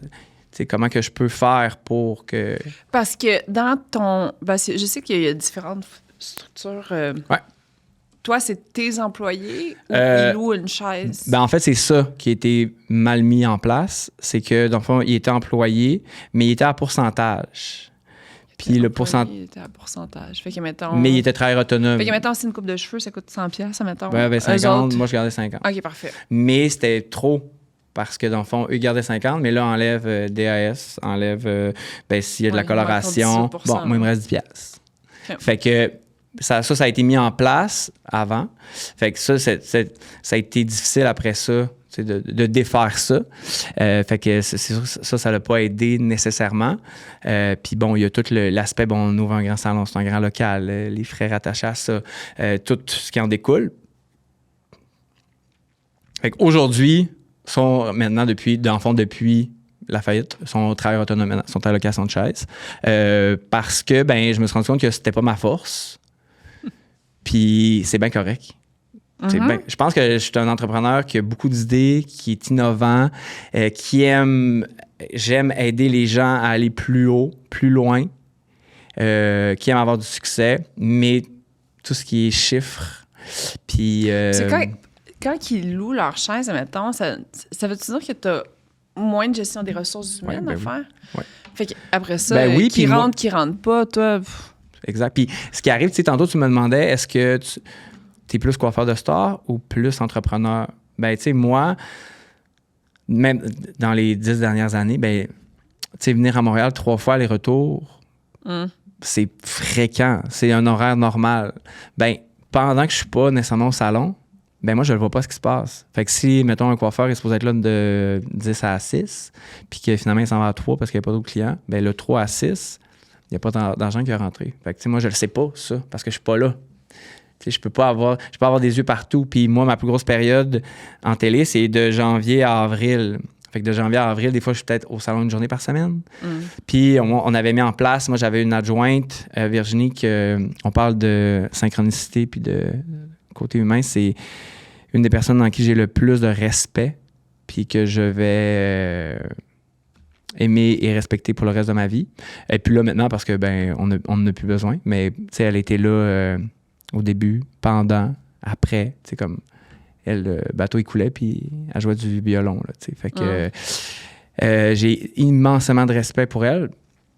Fait que, on avait mis, elle était là, elle avait une structure, mais ça reste, c'est pas son entreprise, elle gère bien comme elle peut, le mieux qu'elle peut, mais c'est pas à elle, c'est pas ça, fait que c'est tout à fait normal, tu sais, Non, mais c'est vrai que ça doit être difficile d'avoir une entreprise puis d'être juste là comme... Ouais. Tu sais, dans le sens qu'il faut que ça soit... Exact. À moins que, tu sais, c'est vraiment... Tu sais, c'est mature puis t'as comme le temps de... Fait que je pense pas que tu peux faire nécessairement les deux. Fait que c'est la raison pourquoi j'ai mis en place le janvier il y a 2 ans. J'ai dit à tout le monde, on va... pour que le salon reste ouvert, il fallait que je change. Il fallait que je change cette structure-là. Mon syndic qui est... Mon Dieu, je dis souvent que les gens sont extraordinaires, mais c'est parce que je suis quand même chanceux. Je rencontre quand même des bonnes personnes. Puis lui, il m'a dit... Mais ça, c'est incroyable quand même, hein, parce que moi aussi... Tu as eu des bonnes personnes sur ton chemin? Mais tu sais, mettons, ceux qui continuent à jouer du violon quand le bateau coule, mon Dieu, à quel point on est reconnaissant pour le restant de nos vies. Puis, mettons, moi aussi, j'ai eu un super de bon syndic. Mais tu vois, mettons, je me serais pas dit que... Mettons, il y a 10 ans, je me serais pas dit que ça faisait partie des catégories de personnes qui... Non, moi, quand on me... Puis, c'est tellement drôle, mon Dieu, je sais pas pourquoi je vais dire ça, mais faut croire en l'énergie puis en toutes ces affaires-là. Mais moi, j'étais supposé avoir un certain syndic. Puis finalement, puis moi, il m'avait dit, tu vas voir, ça va être facile. Puis du jour au lendemain, tu peux continuer à travailler, puis tu n'auras pas la clé sur la porte. Il m'amenait ça de façon très banale. Puis là, j'étais comme, mon Dieu, donc, ben, OK, mon Dieu, si ça peut aider à ce qu'on continue à travailler, parce qu'encore là, pour moi, le moteur le plus important, c'était que les coiffeurs continuent à avoir un job. Puis finalement, moi, je place mes affaires. Bon, OK, je suis prêt à aller. Lui, il était au Saguenay, fait que je suis prêt. OK, je m'en vais faire faillite. Puis il me disait, hey, finalement, ça marche pas cette journée-là, là, fait qu'il faut qu'on déplace. Je suis comme, non, moi, j'ai tout mis en place. Là, ça fait 3 jours, je dors pas. Il a fallu que j'avise mon chum, comme ma femme. Tu sais, comme, wow, là, non. Puis il me dit, mais je peux pas, fait que je vais te référer quelqu'un à Québec. Moi, j'étais comme, ben, c'est toi qui as mon dossier, là, je n'aime pas ça, là, jouer au ping-pong sur cette situation-là. Fait qu'il m'a dit, non, fais-moi confiance, non, c'est bon. Fait que j'ai OK, c'est beau. Fait que puis je me souviens, j'étais en descendant de Montréal.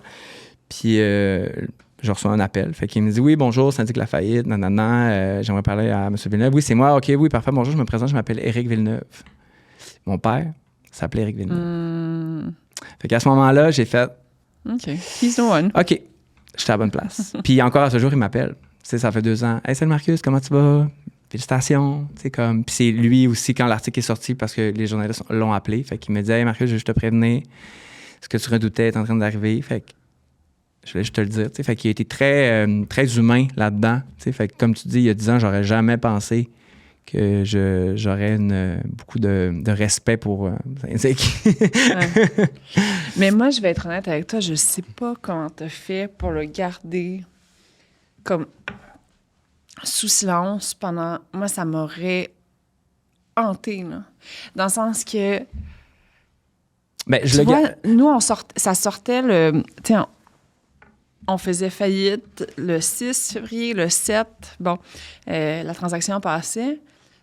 Puis on se disait, on va rester stand-by avec les communiqués de presse, puis mon téléphone. Puis finalement, c'est le 3 février qu'un journaliste l'a appris, qui m'a texté pour me dire, un journaliste que je connaissais relativement bien, qui m'a texté pour savoir, comme, je viens de voir ça, j'aimerais ça te parler, t'as-tu 2 minutes? Mais moi, là, ça faisait, mettons, 10 jours là, que le communiqué de presse était prêt, là, parce que c'est un processus qui prend 3-4 mois. Fait que pendant ces 3-4 mois-là, tu te prépares sur les angles comme, tu sais, nous autres, c'était quand même... Puis, tu sais, fait que tu te prépares sur les angles de communication, tu sais, le processus de vente, intégration, RH, tout, là. Et moi, la journée que le journaliste m'a texté, j'étais comme... Tu sais, sur le coup, j'ai paniqué pendant 30 secondes, puis après ça, j'étais comme « Thank God! Je pouvais pas le garder à l'intérieur de moi plus longtemps, là. Tu sais, c'est... Ben, ça a été un bon cauchemar, là, je te dirais, quand j'ai su que ça allait sortir. Pas parce que vivais-tu avec l'épée de Damoclès pendant 1 an et demi, évidemment, 2 ans? parce que tu te dis, mon Dieu... parce que, tu sais, moi, comme je dis, je l'ai jamais nécessairement caché. Puis, tu sais... Fait que, mettons, ta famille, tes amis, mettons... Étaient au courant. J'avais des clientes qui étaient au courant. Puis même, on peut regarder sur mes réseaux sociaux certains petits recaps. On a passé une année difficile, ça n'a pas été facile, on se remet en question. Tu sais, mais j'ai jamais fait une publication faire « Bonjour », parce que j'avais pas envie d'aller chercher une pitié et une attention qui n'était pas nécessaire par rapport à ça. Pour moi, ça faisait partie de moi. C'est comme... pour moi, je voyais pas la nécessité de le faire, mais je l'ai jamais nécessairement caché. Fait évidemment, quand c'est sorti, il y a comme une genre de 2-3 semaines là, où est-ce que tu files pas bien parce que tu sais quand est-ce que ça va sortir, comment ça va sortir. L'information, tu sais, c'est difficile de contrôler cette information-là. Fait que ça a été comme un moment dans une vie où est-ce que tu as le contrôle sur rien. Puis, tu sais, mon chum puis moi, ça va faire 3 ans. Tu sais, lui, il était là il y a 2 ans. Il m'a épaulé. Puis quand ça, c'est arrivé, ça faisait 1 an et demi qu'on était ensemble. Il aurait pu faire « Hey, moi, là, ton setup, ça m'intéresse pas. » Il est resté. Tu sais, il a cru en moi. Il était là, il m'a supporté parce qu'il voyait bien, tu sais, que c'était pas...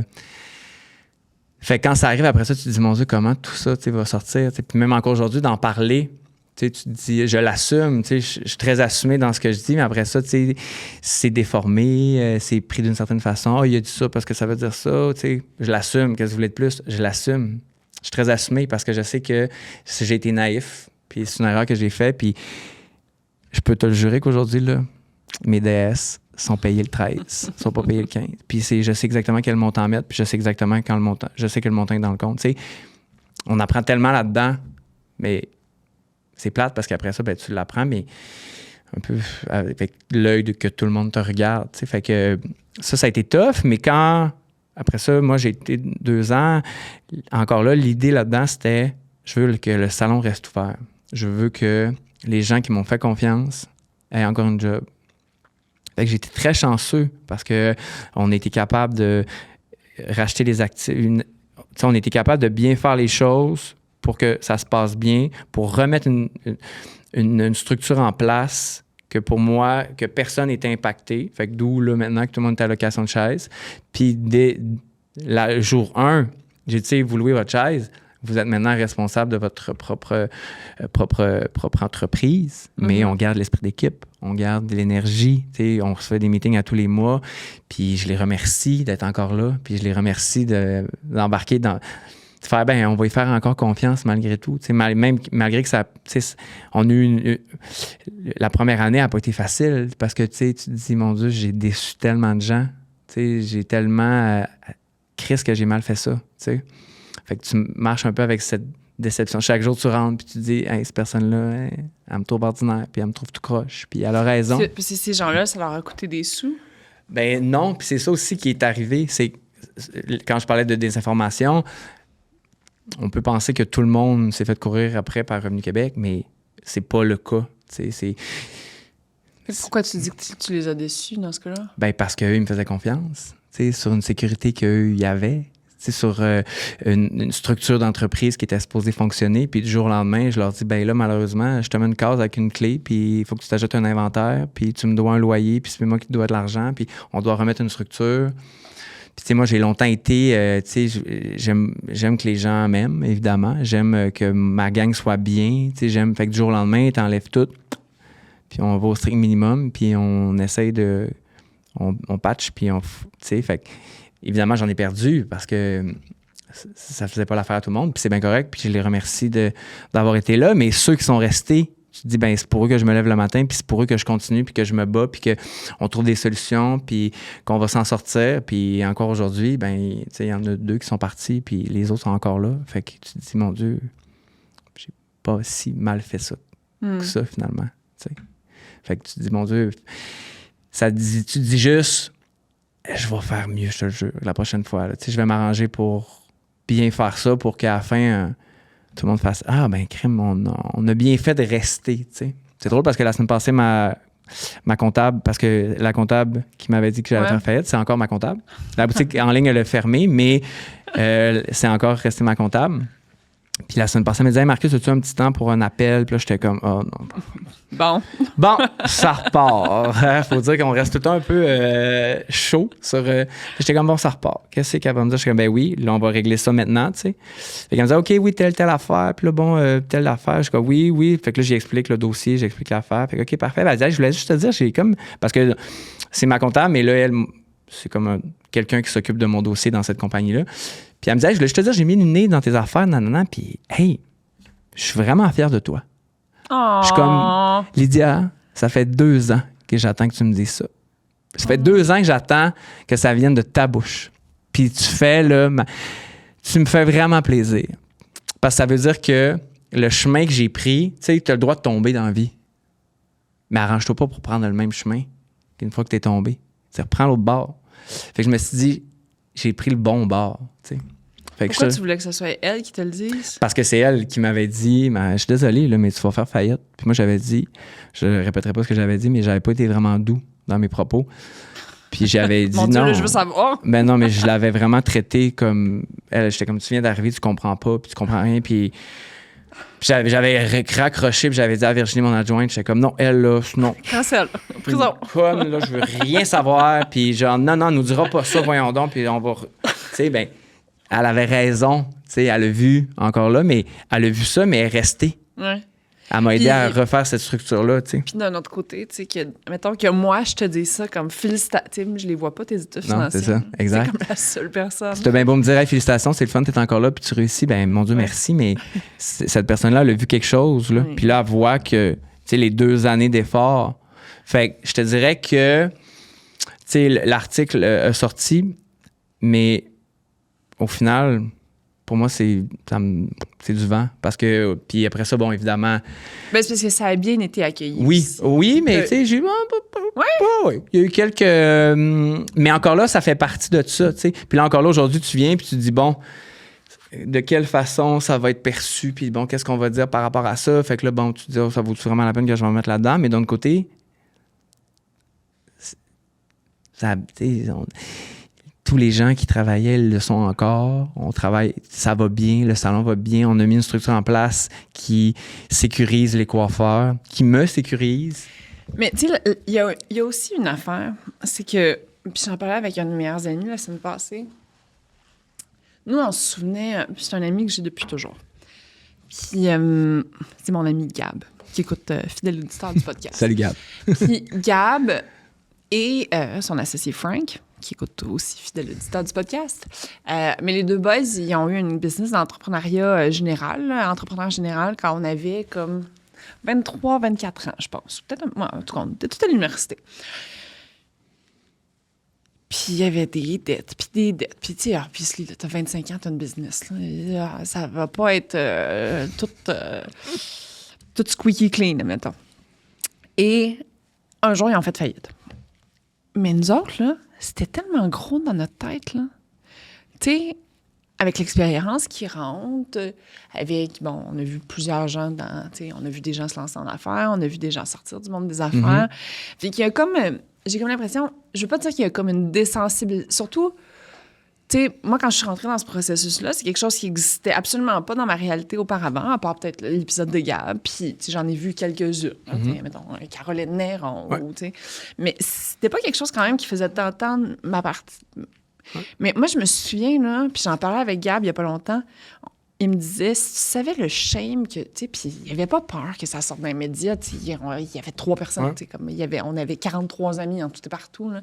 Mais quand même, ce shame-là de j'ai fait faillite. Mais d'un côté, le processus de faire faillite, il existe parce que sinon, il y a juste personne qui, il y a juste personne qui oserait faire quoi que ce soit, là, dans le sens que... Puis quand... Déjà qu'il y a le processus de caution personnelle qui vient... te lier pour pas que tu fasses n'importe quelle niaiserie puis que t'en payes quand même le prix personnellement. Mais moi, c'est une faillite personnelle que j'ai faite. OK. Parce qu'on n'était pas incorporés. À cause de mon ancien comptable que j'ai pas envie de rentrer dans le sujet, c'est ça. Fait que moi, dans le fond, c'est personnel. Fait que c'est moi qui a pris... qui a mangé le coup, là. Fait que c'est moi qui paye fait que ma dette. C'est moi qui paye l'erreur, mais d'un côté... Hey, c'est moi qui voulais un salon, puis c'était mon nom qui était sa porte, ben c'est moi qui le prends, là, tu sais. Fait que, puis c'est bien correct. Puis pour revenir à ce que tu dis... Puis dans ce temps-là, c'est comme si c'était de l'argent au gouvernement, ça veut dire que c'est pas une dette qui s'efface. Moi, parce que moi, c'est une faillite gouvernementale. C'est des taxes qui étaient supposées être payées, qui n'ont jamais été payées. Fait que j'avais 1 an de taxes que moi, on me disait, on m'envoyait un rapport que les taxes étaient payées, mais ils les payaient pas. Fait que moi, l'argent qui était dans le compte, quand on me renvoyait l'argent... Ben, je pensais qu'il y avait les taxes qui étaient enlevées, mais ils ne l'étaient pas. Okay. Fait que quand la comptable a ouvert, elle a fait « Hey, tes taxes, je comprends pas. Ouais, ben non, puis on appelle le gouvernement. » Puis finalement... Fait que dans ce temps-là, tu es obligé de les rembourser? Oui. Ben, ou tu fais faillite. OK. Donc, mais je pensais pas que ça effaçait les dettes gouvernementales. Oui. Ah, OK. Moi, c'est vraiment une faillite gouvernementale parce que... Puis ça a été sorti dans les... Quand c'est sorti dans l'article, j'avais une carte crédit de 25 000 $. Fait que c'est pas... J'avais pas des grosses dettes, là, mis à part Revenu Québec puis Revenu Canada. Fait que c'est vraiment une dette gouvernementale que j'ai eue. Fait que là, ton crédit, il va comment? Ben, j'ai une belle carte de crédit prépayée. Puis, sais-tu quoi? Ben, je pense... Tu sais, puis tout à l'heure, je disais, mon père, tu sais, il payait ma carte de crédit, il allait faire... Mais, tu sais, j'ai toujours eu... Ma mère, je l'appelais pour qu'elle paye mon sel parce que mon sel il bloquait mon sel parce que je le payais pas. Ma mère payait, puis elle me disait, j'arrête de payer. Tu sais, comme, ça a toujours fait partie de moi. Ben, aujourd'hui, là, mon sel est payé, puis ma carte prépayée, je te jure que je regarde ma cote monter parce que j'ai envie. Tu sais, je ferais pas l'erreur 2 fois. Cette situation-là, je la ferais pas. Je me mettrais plus dans cette situation-là 2 fois. Tu sais, c'est pour ça que je te dis, tu sais, la reconnaissance de ma comptable. C'est cette reconnaissance-là que j'attendais de faire « Hey, crime, t'as appris. Ah. Puis je pense qu'une erreur, l'idée là-dedans, tout le monde, on a le droit de faire des erreurs. L'erreur est humaine, mais si tu n'apprends pas puis tu refais les erreurs, c'est là qu'on a le droit de te taper dessus. T'sais. Puis moi, je m'étais dit, mais moi, j'ai pas envie qu'on me tape dessus encore. T'sais. J'ai envie de bien faire les choses pour vrai cette fois-ci. T'sais. C'est ce qui guide cette affaire-là. Là. Puis tantôt, tu parlais de à quel point c'est honteux. Comme on pense que c'est une honte quand tu fais faillite. Puis quand c'est sorti, j'ai fait une publication parce que je l'ai toujours assumé. Fait que d'emblée, moi, j'ai dit encore là Florence, qui m'a donné un coup de main, qui fait du PR. J'ai dit, ben moi, je peux pas faire comme si on se. Même s'il n'y a pas grand monde qui l'ont lu, c'est pas la planète qui l'a lu, moi, je peux pas assumer le fait de faire comme si ma vie continuait. Je veux dire, c'est sorti, je dois l'assumer. La tonne de messages de gens que j'ai reçus qui étaient dans la même situation que la mienne. C'est fou, hein? Et des gens qui me disaient... Des faillites personnelles aussi. Okay. Puis des... Ah bon? Des propriétaires. Mais t'es rendu l'ambassadeur... Mais non, parce que moi, mon but... Je suis rendue l'ambassadrice de la faillite. Mais moi, mon but, c'était pas d'être le porte-entendeur de... Non, je comprends. Des situations financières. Mais le nombre de témoignages... Mais c'est juste pour faire... Oui, mais c'est honteux, mais pourquoi? Je veux dire, t'essaies quelque chose... Il y a une erreur, tu sais. Puis il y en a qui me disaient que parce qu'ils se sont séparés, puis là, ben ils doivent de l'argent, puis là, ça monte. Puis ils me racontaient ça, puis même je me souviens qu'elle me racontait qu'elle avait une entreprise, puis elle était dans la même situation, puis elle n'était pas capable de le dire à son chum, et j'étais la première personne à qui elle en parlait. Non, je sais, c'est fou. Puis là, moi, je suis là dans un podcast, puis j'en parle comme si je te disais que j'attendais un enfant. Fait que Antoine, Jessica, ta blonde. Non, c'est ça. Mais non, c'est plus pour dire, tu sais... On en revient à l'homosexualité. Parlez-en. C'est tellement... Tu sais, faut pas garder ça pour soi puis s'étouffer puis devenir comme... Tu sais, ça... Oui, c'est honteux parce que... Mais si tu t'apprends puis ça fait de toi une meilleure personne puis il faut que tu passes par là pour le savoir. Sûrement que toi, t'es une bien meilleure personne qu'avant. Avant ça, tu sais. T'as appris de ça. Il y a des erreurs que t'as faites que tu referas peut-être plus, tu sais. Non? Est-ce que je suis une meilleure personne? Je sais pas si je suis une meilleure personne. Je suis une femme d'affaires. Justement, je serais beaucoup plus prudente. Avant, j'avais aucune notion du risque. Pour moi, le risque, ça existait juste pas. Mm-hmm. Tu sais, ouais. Fait que la peur, le risque... Ben, maintenant, ça fait toi une meilleure personne. Parce que sinon, c'est que tu n'aurais pas appris. Tu vois, ça, c'est un des puzzles que j'ai présentement, c'est que j'imagine, hein, mais tu sais, il y a des affaires que, mettons, tu sais, mes zones d'ombre, peut-être les affaires que je suis peut-être un peu, tu sais, que j'aime le moins, mettons, dans ma personnalité, j'ai pas l'impression que j'ai... Tu sais, j'essaie de faire beaucoup de travail dessus, mais j'ai pas l'impression que j'ai fondamentalement changé. Puis, fait que, tu sais, je sais pas. Mais moi, je suis vraiment là dans ce processus-là encore de, comme, redéfinition, de comme... Parce que, justement, j'aimerais ça que... Mais après ça, tu sais, c'est ça. Fait que c'est une grosse question avec laquelle Fait que, est-ce que je suis une meilleure personne? Je pense pas que je suis prête à dire ça. J'ai plus d'expérience. Ouais. Je pense que je suis plus sage aussi. Bien, encore, tu sais, est-ce que tu es la meilleure version de toi-même? Non. Mais reste que tu montes quand même des échelles, tu comprends, pour devenir comme les parties d'ombre que tu as. Ouais. Bien, ça aide quand même un peu à devenir. Puis est-ce qu'on peut devenir. Mais ces périodes de transition-là, justement, sont très... Moi,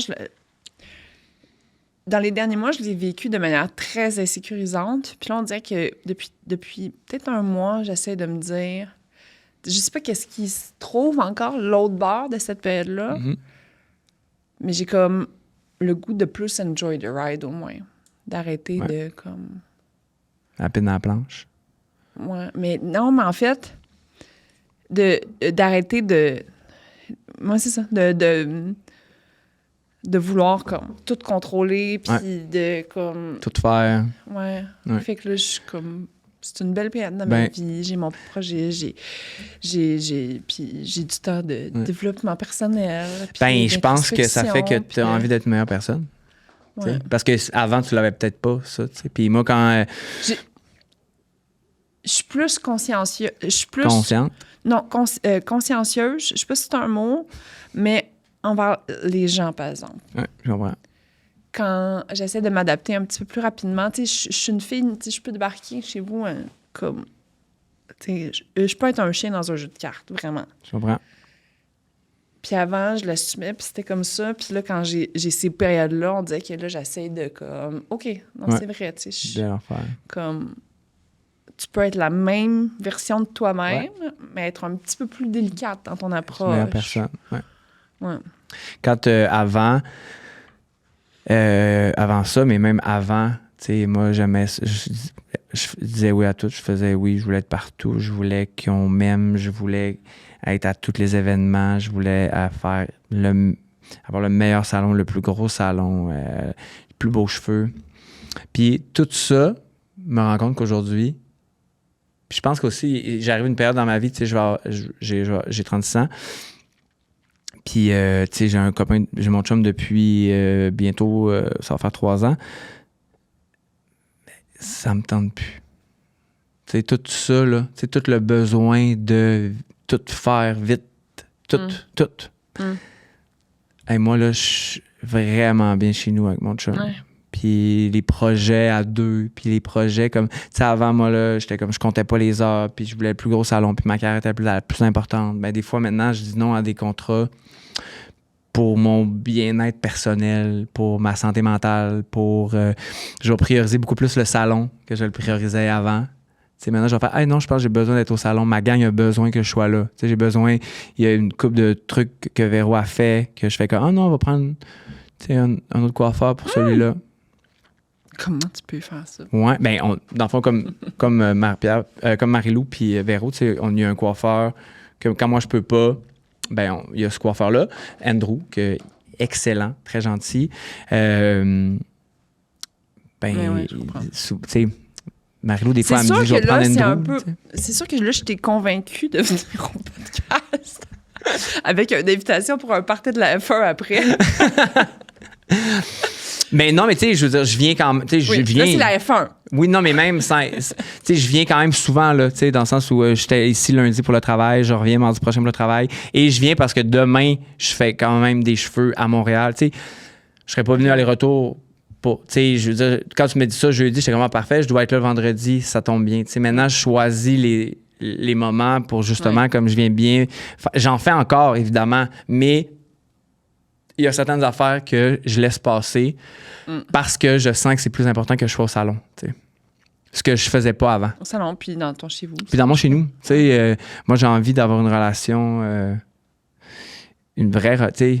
Bon, le chum que j'avais quand j'ai ouvert le salon, ben il passait souvent en deuxième. Là, mais ça, j'ai pas envie maintenant. Moi, mon chum passe en deuxième. Là, au contraire, c'est... Tu le savais-tu à ce moment-là que tu le faisais passer en deuxième? Non, je pense que ça, tu le sais après. Tu le vois après. Je pense que ça, comment tu agis. Moi, je suis très spontané. La passion de drill, j'aime marcher. Oui, on y va par la passion. Ben, après, tu te rends compte, tu fais hey, je pense que je l'ai. Quand après ça, on se laisse parce que justement, on n'est plus à la même place. Ben, tu te dis j'ai peut-être échappé. T'sais. Évidemment, ça venait d'une part et d'autre. Mais là, après ça, tu te dis hey, moi, j'ai envie d'avoir des enfants avec mon chum, j'ai pas envie de l'échapper celle-là. T'sais. Fait que tu te dis hey, comment je mets en place pour bien faire les choses pour qu'à la fin de tout ça, on a fait hey, on a bien fait ça pareil. T'sais. Fait que moi, l'idée d'être une meilleure personne, ben c'est sur. Je parle souvent d'une tarte, OK? Souvent, quand je vais parler. Moi, je trouve que tous les lundis, j'ai une tarte au sucre qui apparaît. Puis, il y a des pointes que tu n'as pas le choix de donner. Sont nécessaires. Il y a des pointes que des gens viennent chercher, mais que tu n'as pas nécessairement envie de donner. Puis il y a les pointes que tu as envie de donner. Fait que chaque semaine, tu te dis, comment je vais diviser ma tarte.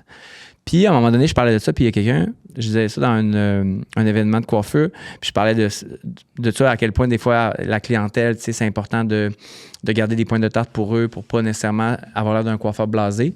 Puis à un moment donné, il y a quelqu'un qui me dit, à la fin de la semaine, toi, il t'en reste des pointes? Puis j'ai fait, savez-vous quoi?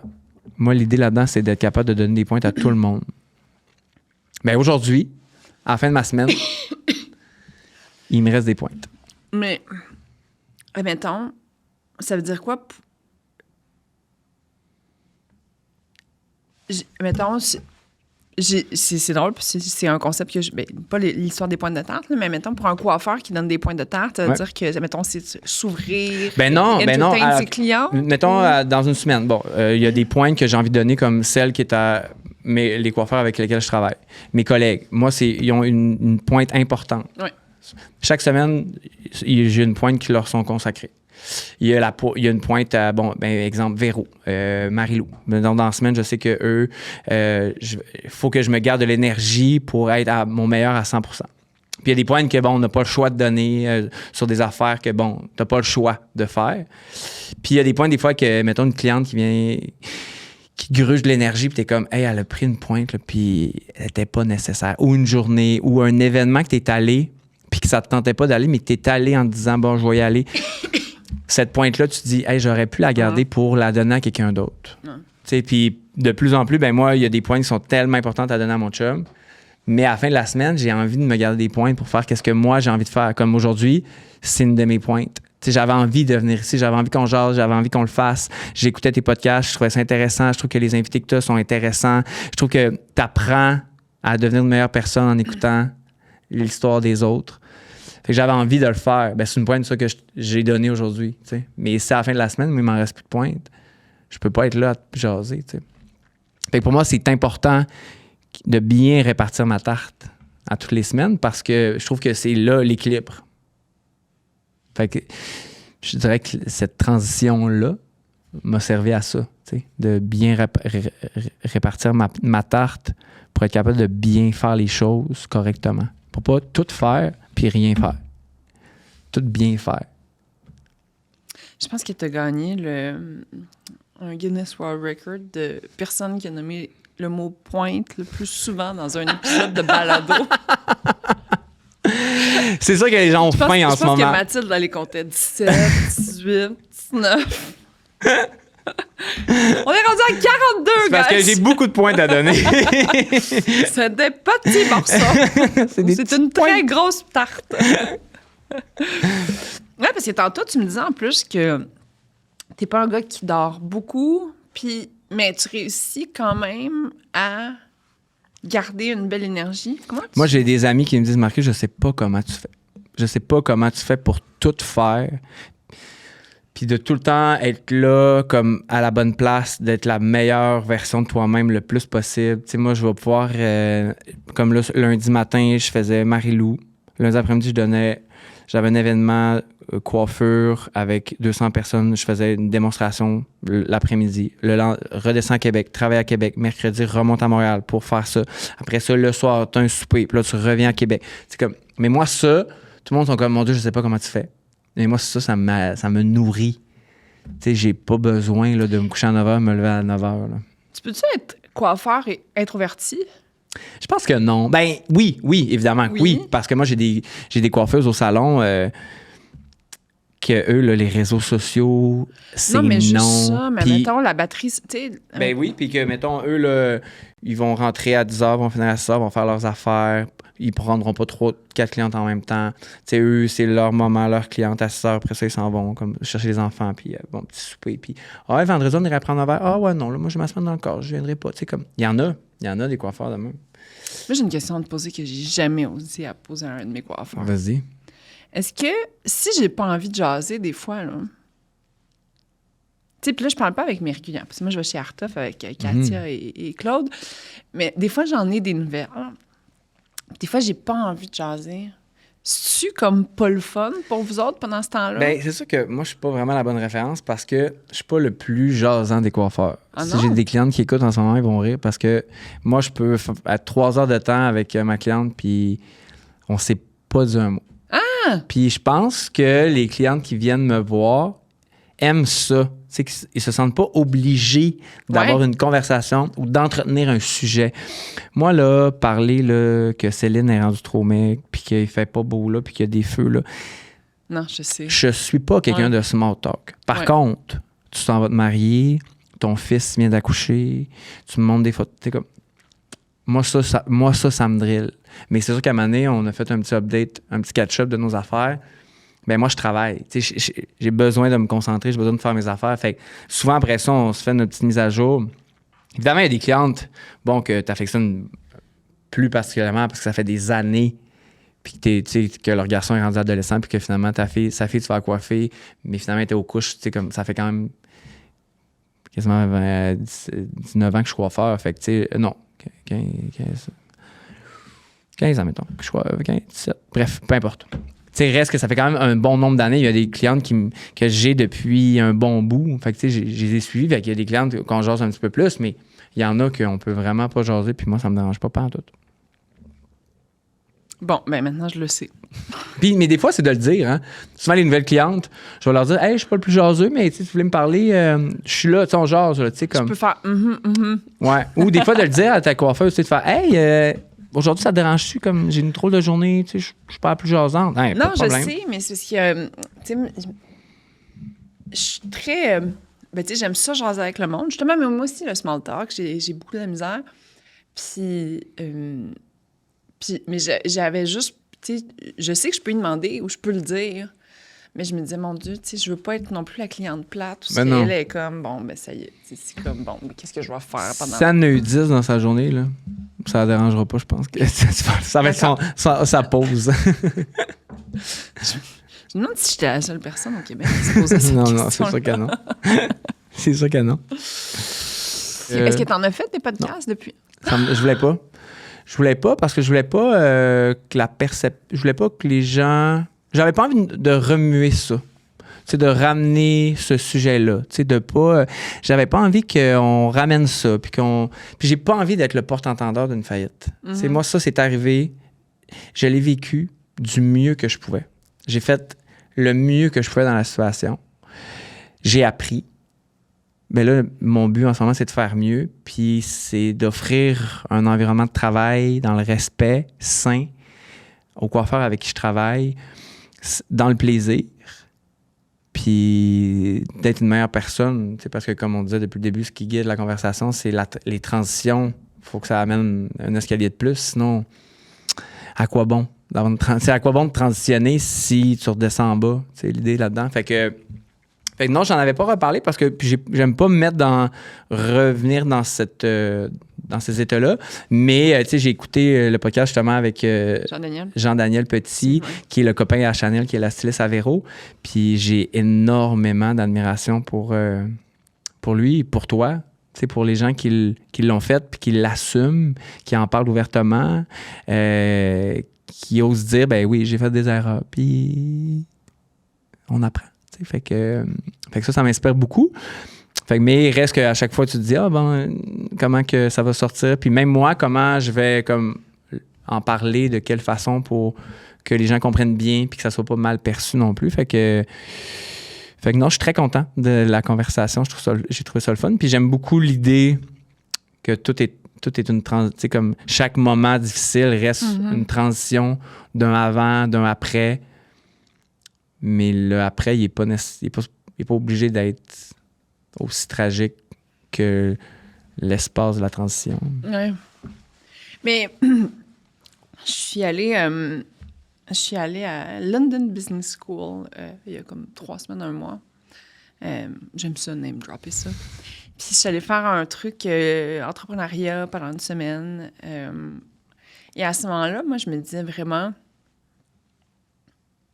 Tu sais, ça fait 1 an que je parle d'un projet entrepreneurial, mais que, tu sais, puis j'ai travaillé énormément sur ce projet-là, mais que j'ai pas lancé officiellement encore.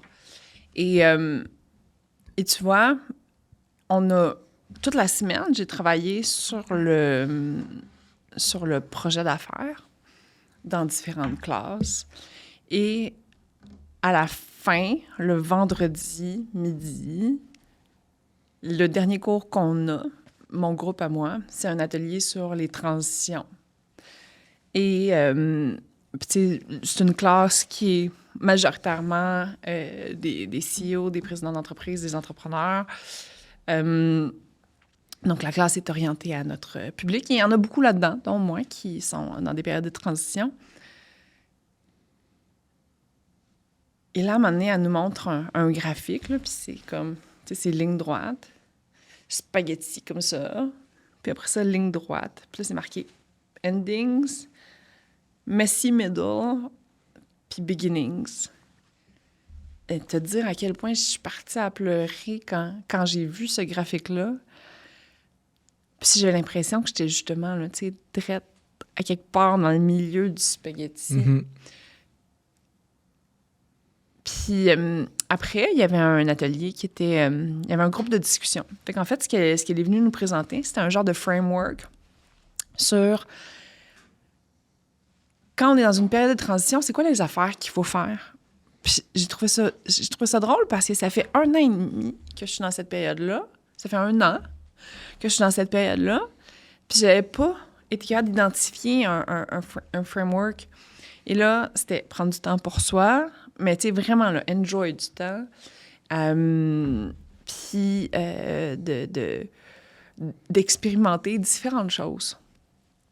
Puis elle disait, c'est super important parce que ça ne veut pas dire que la personne que tu étais avant, c'est nécessairement la personne que...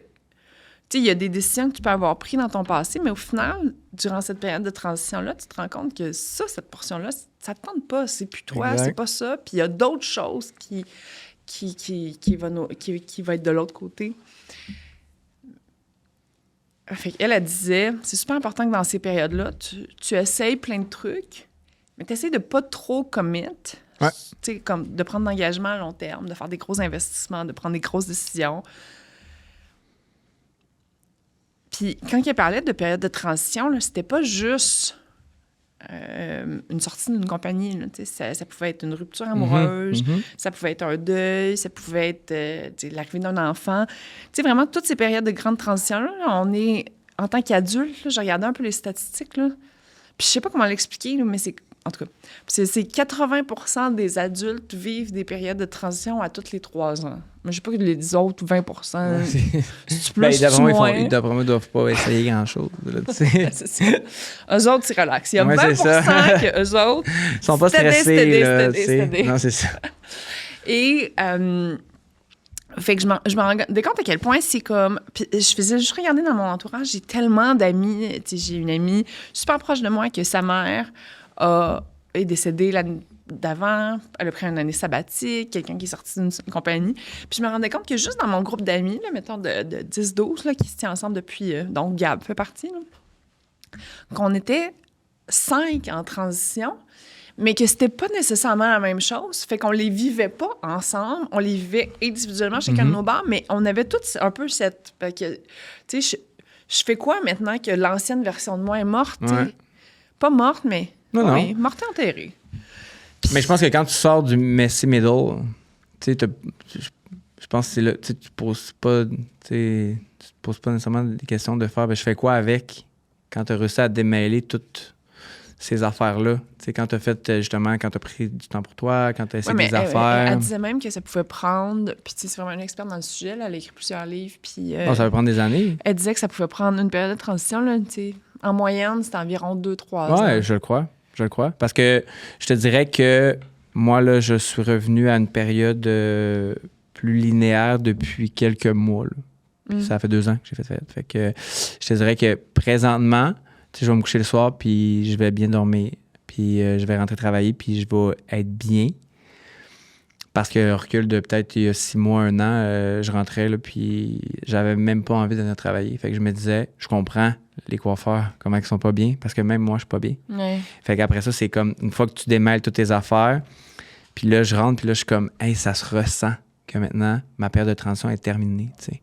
Puis tu parlais d'essayer des affaires, puis moi, quand, tu vois, j'ai fait faillite le 1er décembre, puis l'année suivante, je me disais, faut que je me définisse entre autre chose qu'un coiffeur, qu'un centre de coiffeur. Faut que je fasse autre chose. Faut que je réussisse quelque chose d'autre pour être capable, justement, de foncer dans ce messy middle-là. Autre que coiffeur et entrepreneur, mettons? Ouais, tu sais, un coiffeur. Fait que tu t'es lancé dans la peinture. Fait que j'ai fait un triathlon. Ah oui? Ouais, je n'avais jamais couru je n'avais jamais fait de vélo et je n'avais jamais nagé. Fait que de décembre à juin, je me suis pris un coach. Puis tout le long de mon triathlon, puis on s'entend, là, j'ai pas nagé, j'ai nagé pendant 6 mois. Fait que va-t'en dans le lac Tremblant, puis fais 1,2 km. La panique me prit. Mais c'est tout le long de tout ça, tout ce qui me guidait, c'était comme, hey Marcus, tu voulais être dans cette zone-là, c'est ça que tu avais, c'est ce que tu avais besoin. Puis, même affaire, pendant le vélo, à un moment donné, je me suis mis à pleurer. J'étais comme, c'est ça que tu voulais. C'est ça que tu cherchais. Tu avais besoin de ça. Je l'ai fini. J'ai fait un temps record. J'étais même pas le temps que je voulais. Je voulais juste me rendre à une ligne d'arrivée puis faire, hey, je l'ai réussi. Bien, je suis certain que ça a aidé mon Messy Middle à faire, hey, t'es pas juste ça. T'es pas juste un coiffeur qui a un centre de coiffeur. Parce que je me suis longtemps défini juste un coiffeur. Tu sais, j'étais coiffeur. Qu'est-ce que tu fais dans le Marcus? Je fais des shows. Puis qu'est-ce que tu fais le vendredi? Ben, je travaille. Puis, j'ai longtemps été que ça. Fait que ça, là, on dirait que ça m'a aidé après ça à tomber dans cette période de transition-là puis faire, OK, c'est pas grave si je ne suis pas que ça. Prends le temps de voir qu'est-ce que tu veux pour la suite, tu sais.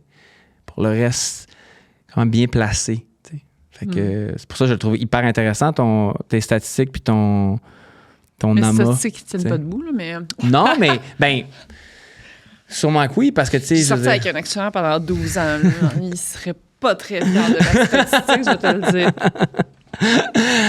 Mais tu sais, une statistique, mais tu sais, reste que c'est comme tu disais, dans ton cercle d'amis, il y a quand même des gens qui sont là-dedans, puis pour différentes raisons. La quarantaine. Ouais, exact. Oui, parce que tu dis que tu te places où pour la suite, tu sais. Tu fais quoi? Oui, puis c'était pas, tu sais, justement, on parle beaucoup d'entrepreneuriat, mais c'était pas des entrepreneurs. Non, mais c'est ça, c'est pas obligé d'être nécessairement non. l'entrepreneuriat qui va foutre le bordel, là, tu sais. Ça peut être une relation, ça peut être, tu sais, quand t'étais avec pendant 20-30 ans, puis là, t'as une crise de la quarantaine ou lui, puis il fly. Je fais quoi? Tu sais, c'est la même affaire. Mais puis, mettons, quand tu t'es embarqué dans ton triathlon, c'était vraiment une décision consciente de te définir selon quelque chose d'autre. Mais j'imagine que tu étais sportif avant. Ben, tu sais, oui, je m'entraîne. Puis mon chum est très sportif. Fait que moi, j'étais comme, hey, je pense que c'est le dépassement, je vais le faire là, tu sais. Puis j'étais comme, hey, je vais faire un triathlon. Puis là, mon chum était comme, Marcus, tu cours 5 km. Je comprends pas, là, comment tu vas faire pour tout faire ça. Je suis comme, non, j'ai une cliente à moi, son chum, il était entraîneur de triathlon. Puis c'est quand même... j'ai tout aimé, mais je le referais pas. T'sais, tout le monde est comme, tu vas-tu le refaire cette année? Ben non, parce que je sens pas que j'ai le besoin d'aller chercher cet accomplissement-là. Mais à ce moment-là, c'est ça que j'avais besoin. T'sais. J'avais besoin de le faire. Puis, tu vois, c'est l'été d'après. Fait que j'avais besoin de ça. T'sais. Tu vois, moi, sur ma to-do list là, que je viens de rajouter, là, c'est... Je bouge, tu sais, mettons, je suis une fille très active dans la vie. Là, je suis tout le temps... je fais beaucoup d'affaires. Mais je me suis jamais définie comme une sportive. Et quand je m'entraîne, je le faisais plus par devoir, dans le sens que, mettons, quand les gens ils disent « Ah, moi, je fais du sport, puis l'endorphine, puis le sentiment, puis tout. » Puis moi, je suis comme... Je comprends pas. Puis, il y a pas longtemps, je me suis dit, tu vois, comme, tu sais, il y a quelque chose que j'ai pas compris. Faut que j'essaye quelque chose. Faut que je teste des affaires. Parce que ça a l'air d'un concept intéressant, là. Pour vrai, toi qui es très cérébral, là, puis qui se pose beaucoup de questions. Non. Ah non? Pour vrai, tu sais, moi, là, mettons, souvent le vendredi, je vais arriver, là, puis avant de me couler un verre de vin, là, mon chum va dire, hey, va donc courir. Genre, tu sais, j'ai ma semaine, puis tu sais, moi, tu sais, des clientes, là, les coiffeurs, puis là, tu parles à du monde, puis là, des allers-retours, puis là, t'arrives le vendredi, puis t'essaies de te déposer, puis t'es pas capable. Je pars courir, je reviens, là, puis je ne suis pas la même personne. Là, je suis, mon Dieu, OK. Mais t'aimes ça, courir? J'adore. Ouais. Tu sais, mettons, là, des 3 sports, c'est comme la course que j'ai gardée le plus. Je trouve que je fais encore du vélo, payant, mais... Ouais, puis mentalement, c'est fou. Parce que t'es toute seule avec toi-même. Puis je vais courir, des fois, je vais faire un 10 km, pas d'écouteurs. Puis au début, là, parce que là, mon entraîneur, il me disait, t'auras pas d'écouteurs, là, pendant... J'étais comme, donc, t'es-tu malade? Courir, pas de musique, comment tu veux... Britney Spears. Qu'est-ce que tu veux que je fasse, pas de Britney? Mais aujourd'hui, là, je vais courir puis je ne mettrai pas d'écouteurs. Je trouve que c'est le moment que j'ai avec moi-même puis qu'on dirait qu'en courant, tout se place. Oh mon Dieu, OK. Ouais. Non, si je te le dis, je ne referais pas de triathlon. Pas, parce que j'ai pas la vie pour garder cette structure-là. Tu sais, il y a Danovic C'est un beau défi quand même. qui fait des Ironman que je trouve tellement inspirant. Qui ça? Danovic? Ah, Danovic Pitre. Ouais, exactement. Ok.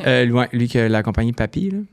Je sais pas. Bref. Je sais qu'il y a juste un Danovic au Oui, Québec. c'est ça, ouais. Je pense. Puis Si jamais il y a d'autres Danovic. mais il est tellement inspirant, je le suis, puis il me donne envie de faire un Ironman parce que j'adore ça, mais c'est une...